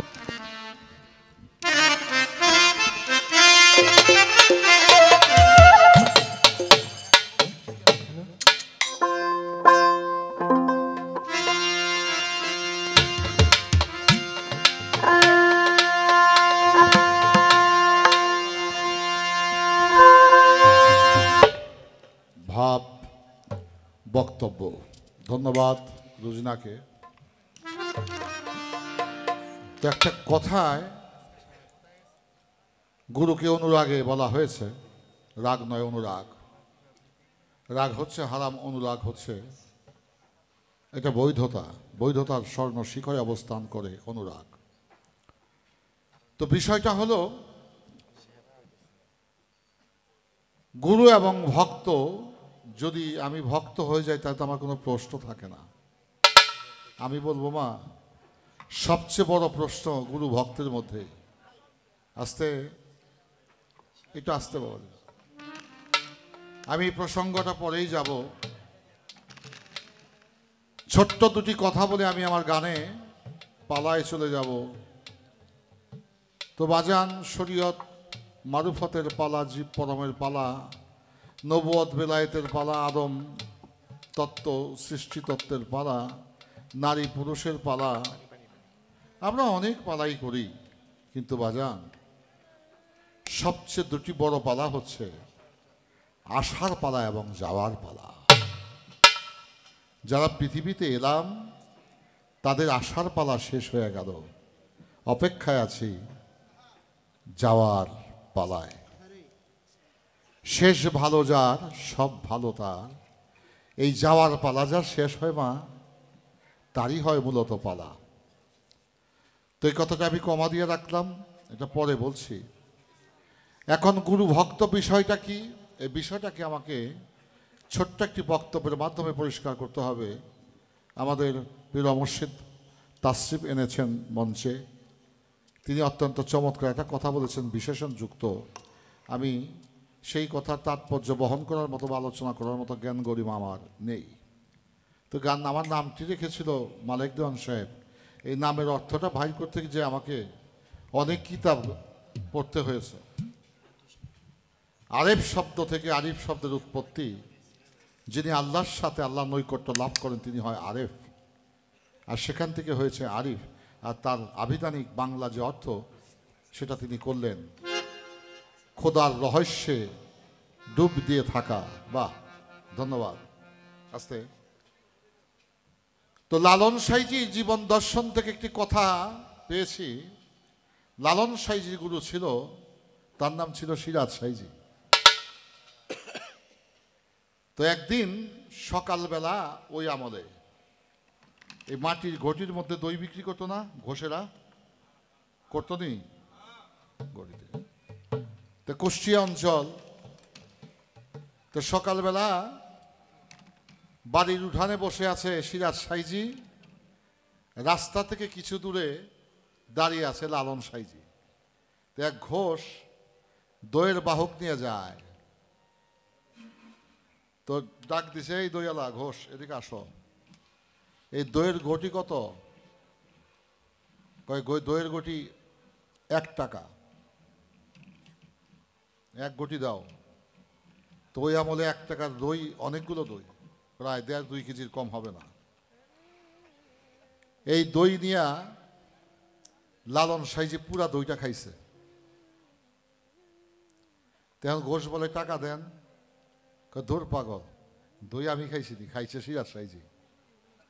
এই এটা কি কথা কয়, আমার সামনে তুমি দই কিনা খাইলা দাম দোস্ত ঠিক কইরা, আর তখন তুমি সিরাজ সাইজি কই, ওই যে বৈশা রয়েছে উনি টাকা দিব। তো ঘোষে দইয়ের বাহক নিয়া গেছে সিরাজ সাইজি গেছে। আপনি বলে আমার দই খাইছেন? কে কইছে?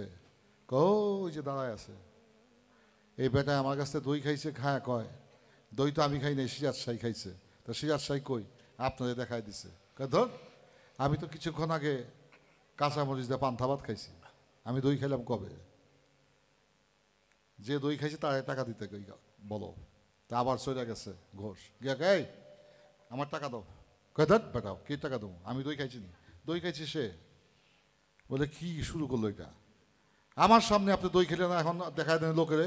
ওই লোক বলছে যে খাইছে তার কাছ থেকে টাকা নাও। এখন আপনি কি কথা বলা শুরু করছেন? বলছে হ্যাঁ আমি তো দই খাই নাই। দই খাইছে কে? বলে উনি খাইছে, ওনার কাছে টাকা নাও। কয় টাকা দিলে দেন, না দিলে না দেন, আমি যাইগা।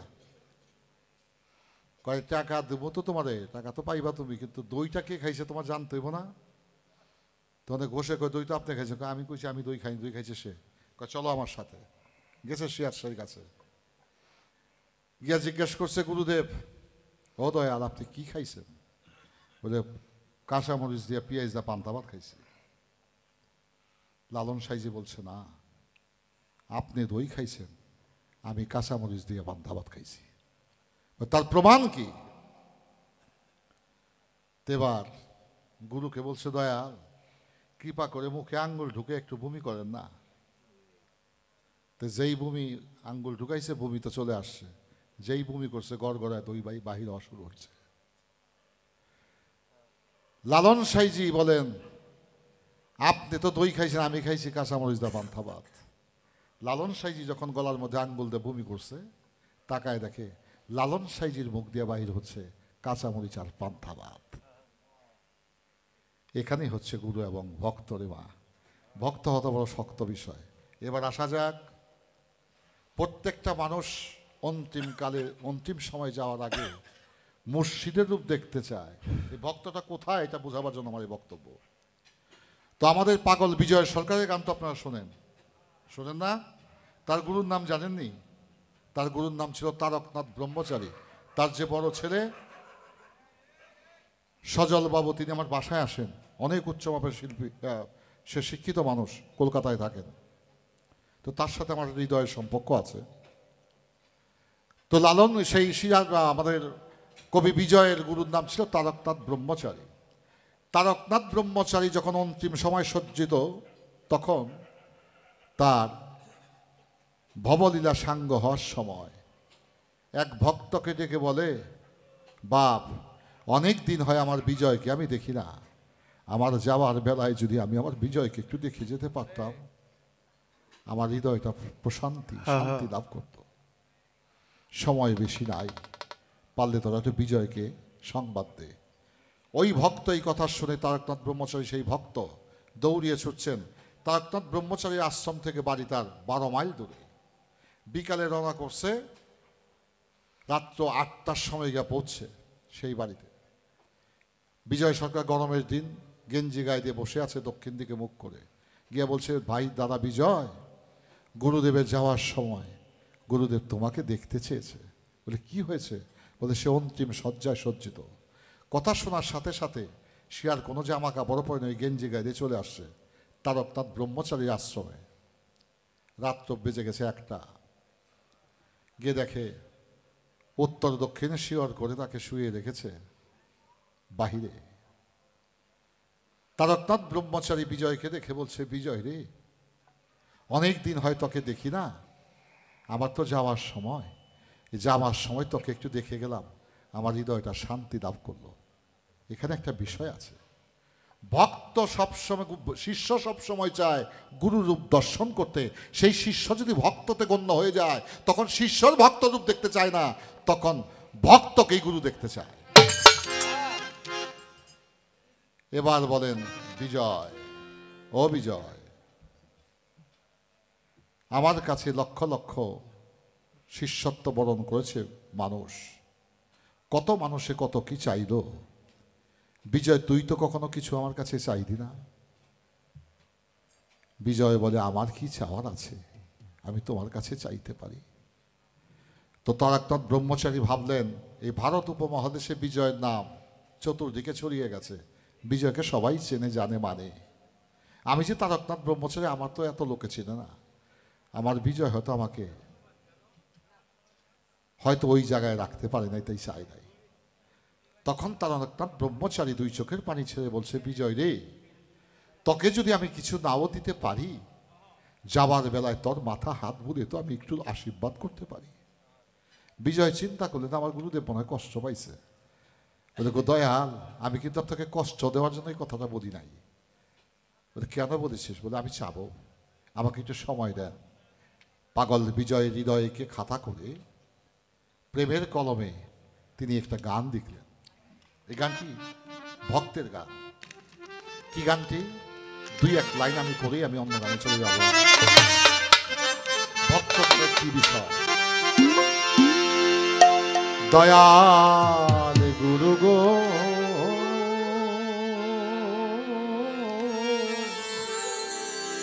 তুমি চিরকাল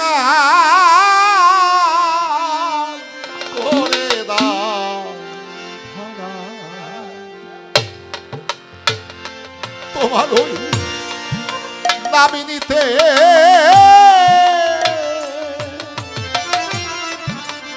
নয়ন পথে গো।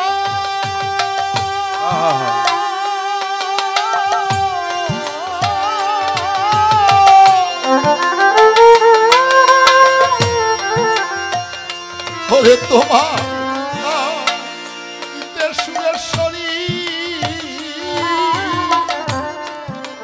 নয়ন পাতে কেন প্রেম বন্যাই ভেসে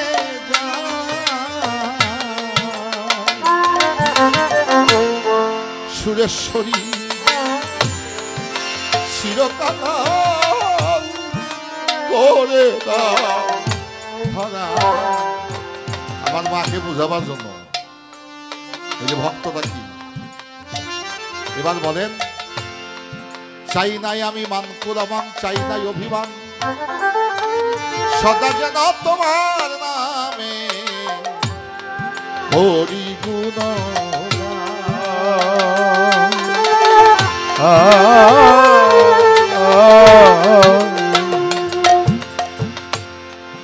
আবার যদি পাঠাও মোরে এ মায়ার সংসারে, একজন গুরু ভক্ত মায়ের গর্ভে জন্ম দিও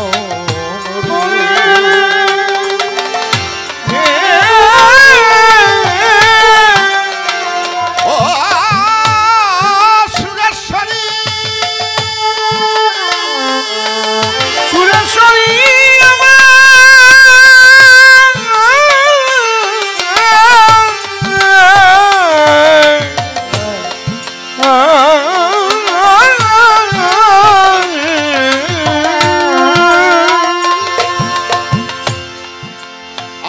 যদি পাঠাও আমায়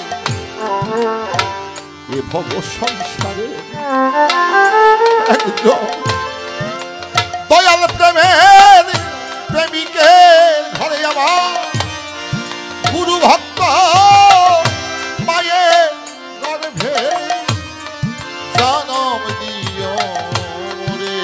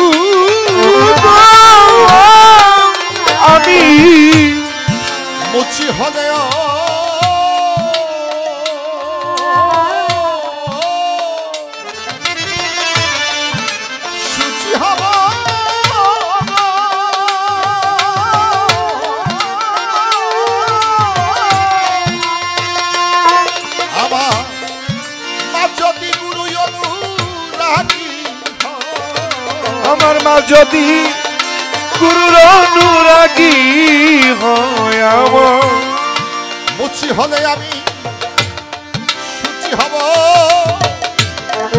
মা যদি গুরু অনুরাগী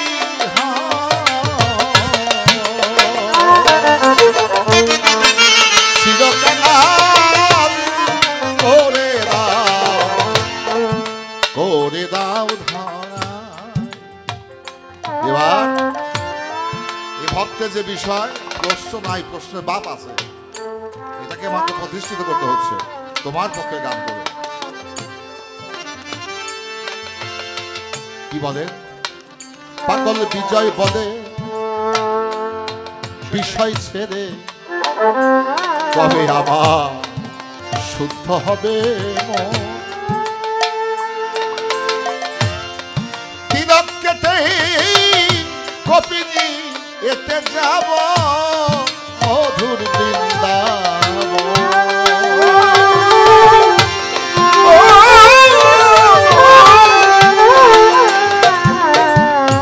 তারকনাথ ব্রহ্মচারী দুই চোখের পানি ছেড়ে দিয়ে বিজয়ের দিকে তাকিয়ে আছে। বিজয় তার চাওয়া বলে, বিজয় বলে বিষয় ছেড়ে কবে আবার শুদ্ধ হবে মন। তিলক কেটে কবি নিতে যাব মধুর বৃন্দাবন। সেদিন আমি হায় হায় এবার ভক্ত বনে সঙ্গে মিশে গুরু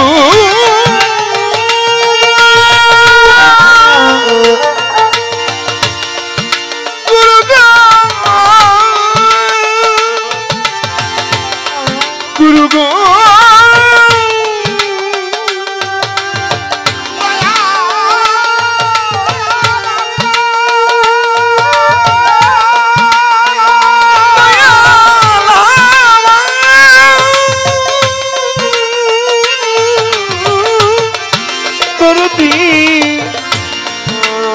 সেদিন আমার এই প্রেমের মানুষের আমার ভক্ত ভাইদের সঙ্গে সঙ্গে মিশে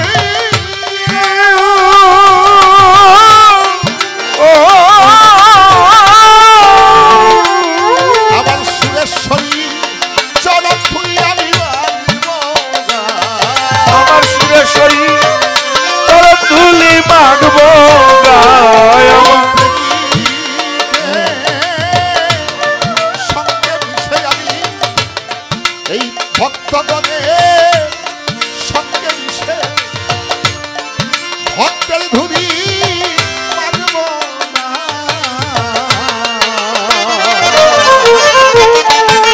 চিরকাল তুমি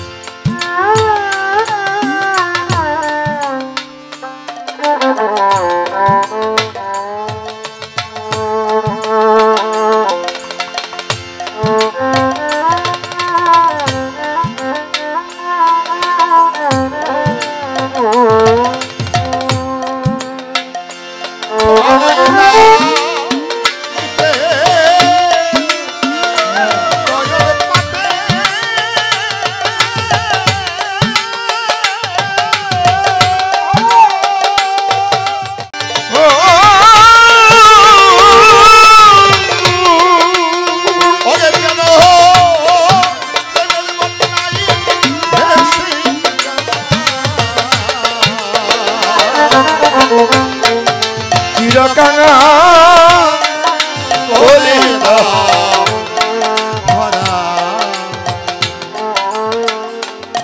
এই গান বিজয় গাইলেন, গুরুর কাছে ভক্ত সেজে চাইলেন, তার চরণ পাশে যায়া দুই চোখের পানি ছেড়ে দিয়ে বিজয়ের গুরু তারকনাথ ব্রহ্মচারী বিজয়কে লইলেন বুকেতে টানিয়া। আমি যাব এই মায়ার সংসার ছেড়ে, আমি যাব মায়ার সংসার ছাড়ি। আয় রে বিজয় তুই আমার বুকে আয়, তোকে আমি প্রাণ ভরে দেখি। যে শিষ্য সে গুরুরূপ দর্শন করতে চায়, ও রুচিনা, যদি শিষ্যতে সে ভক্ত হয়, এবার ভক্তর গুরুকে দেখতে চায় না, গুরু স্বয়ংই ভক্তকে দেখতে চায়। ভক্তের মর্যাদাটা ওই জায়গায় রাখলাম, বিষয়টা একটা জায়গায় নিয়ে আসলাম। এবার আমি আপনাদের কি প্রশ্ন করবো, এটা কমা দিয়ে রাখছি, পরে কমা, এখনো বলবো না। যে জায়গাটায় গান করেছে, গানটি করেছেন মহিষী মনমোহন দত্তের, শিখায়া দে তুই আমারে কেমন করে তরে রাখি, এক ডাকে ফুরাইয়া দে জনম ভরার টাকা না। এই যে প্রশ্ন, আমি মনে করি লক্ষ কোটি প্রশ্নের চেয়ে একটা প্রশ্ন তোমার শ্রেষ্ঠ প্রশ্ন। আমি মনে করি গুরু ভক্তেই তো প্রশ্ন আছে, যে প্রশ্নের উত্তর তোমার প্রশ্নের উত্তর আমি, আমার প্রশ্নের উত্তর তুমি। এই বিষয়টা আমি পরে যাবো। শিখাইয়া দে তুই আমারে কেমন করে তোরে ডাকে, এক ডাকে ফুরাইয়া দে জনম ভরা ডাকা ডাকে। ডাকা ডাকিও বাদ করছি, এবার আসলাম দেখা দেখির পর্বে। এখন এখান থেকে তোমাকে প্রশ্ন বাহির করতে হবে, এখান থেকে তোমাকে প্রশ্ন, মূল প্রশ্ন তোমাকে উদ্ঘাটন করতে হবে। আমি স্পেস তৈরি করে দিয়ে গেলাম। এবার আসা যাক যে বিষয়টা কমা দিয়ে রেখেছিলাম। আমরা একটা উপন্যাস আপনারা শুনেছেন, ওইটার নাম হচ্ছে লাইলি মজনু। ইরানি ফার্সি ভাষায় হয়েছে ছবি, পাকিস্তানে উর্দু ভাষায় হয়েছে, বাংলাদেশের বাংলা ভাষায়ও এই চলচ্চিত্রটা হয়েছে, নাম হইল লাইলি মজনু। এটা হচ্ছে আরব্য উপন্যাস, কিন্তু এইটা উপন্যাস কোনো কল্পকাহিনী না, বাস্তব। ডাকাডাকির কাজ শেষ। হ্যালো, গান ছিল এটা শিখাইয়া দে তুই আপনাকে বলছি, আমারে এটা বলো। কেমন করে তোরে ডাকি, এক ডাকে শিখাইয়া দে রে জনম ভরা ডাকা ডাকি। এক ডাকে কিভাবে জনম ভরা ডাকা ডাকি শেষ করতে হয় সেটা আমার গুরুজি বলে গেলেন। অতি চমৎকার ছিল তার বক্তব্য। বলে ডাকা ডাকির কাজ আমি শেষ করে দিয়ে গেলাম, এইবার শুধু দেখা দেখি। সাধক কবি একটি গানের ছন্দে লিখেছে, আমার আপনার চেয়ে আপন যেজন খুঁজি তারে আমি আপনার। আমি শুনি যেন তার চরণের ধ্বনি, শুনি যেন তার চরণের ধ্বনি, আমারও পিয়াসী বাসনা। আমার আপনার চেয়ে আপন যেজন খুঁজি তারে আমি আপনার। আমার আপনার চেয়ে আপন যেজন খুঁজি তারে আমি আপনার। দেখা দেখি ভক্তের সাথে গুরুর সাথে যখন, গুরু যখন ভক্তের হয়ে যায়, ভক্ত যখন গুরুর হয়ে যায়, দুই রঙে যখন এক রং হয়ে যায়, তখন সেখানে আর কিছু থাকে না, ডাকাডাকি থাকে না। আমার গুরুজি অত্যন্ত চমৎকার ভাবে বুঝিয়ে গেলেন। তো একেবারে শেষ প্রান্তে, আমাদের পালার একেবারে শেষ পর্যায়ে চলে এসেছি।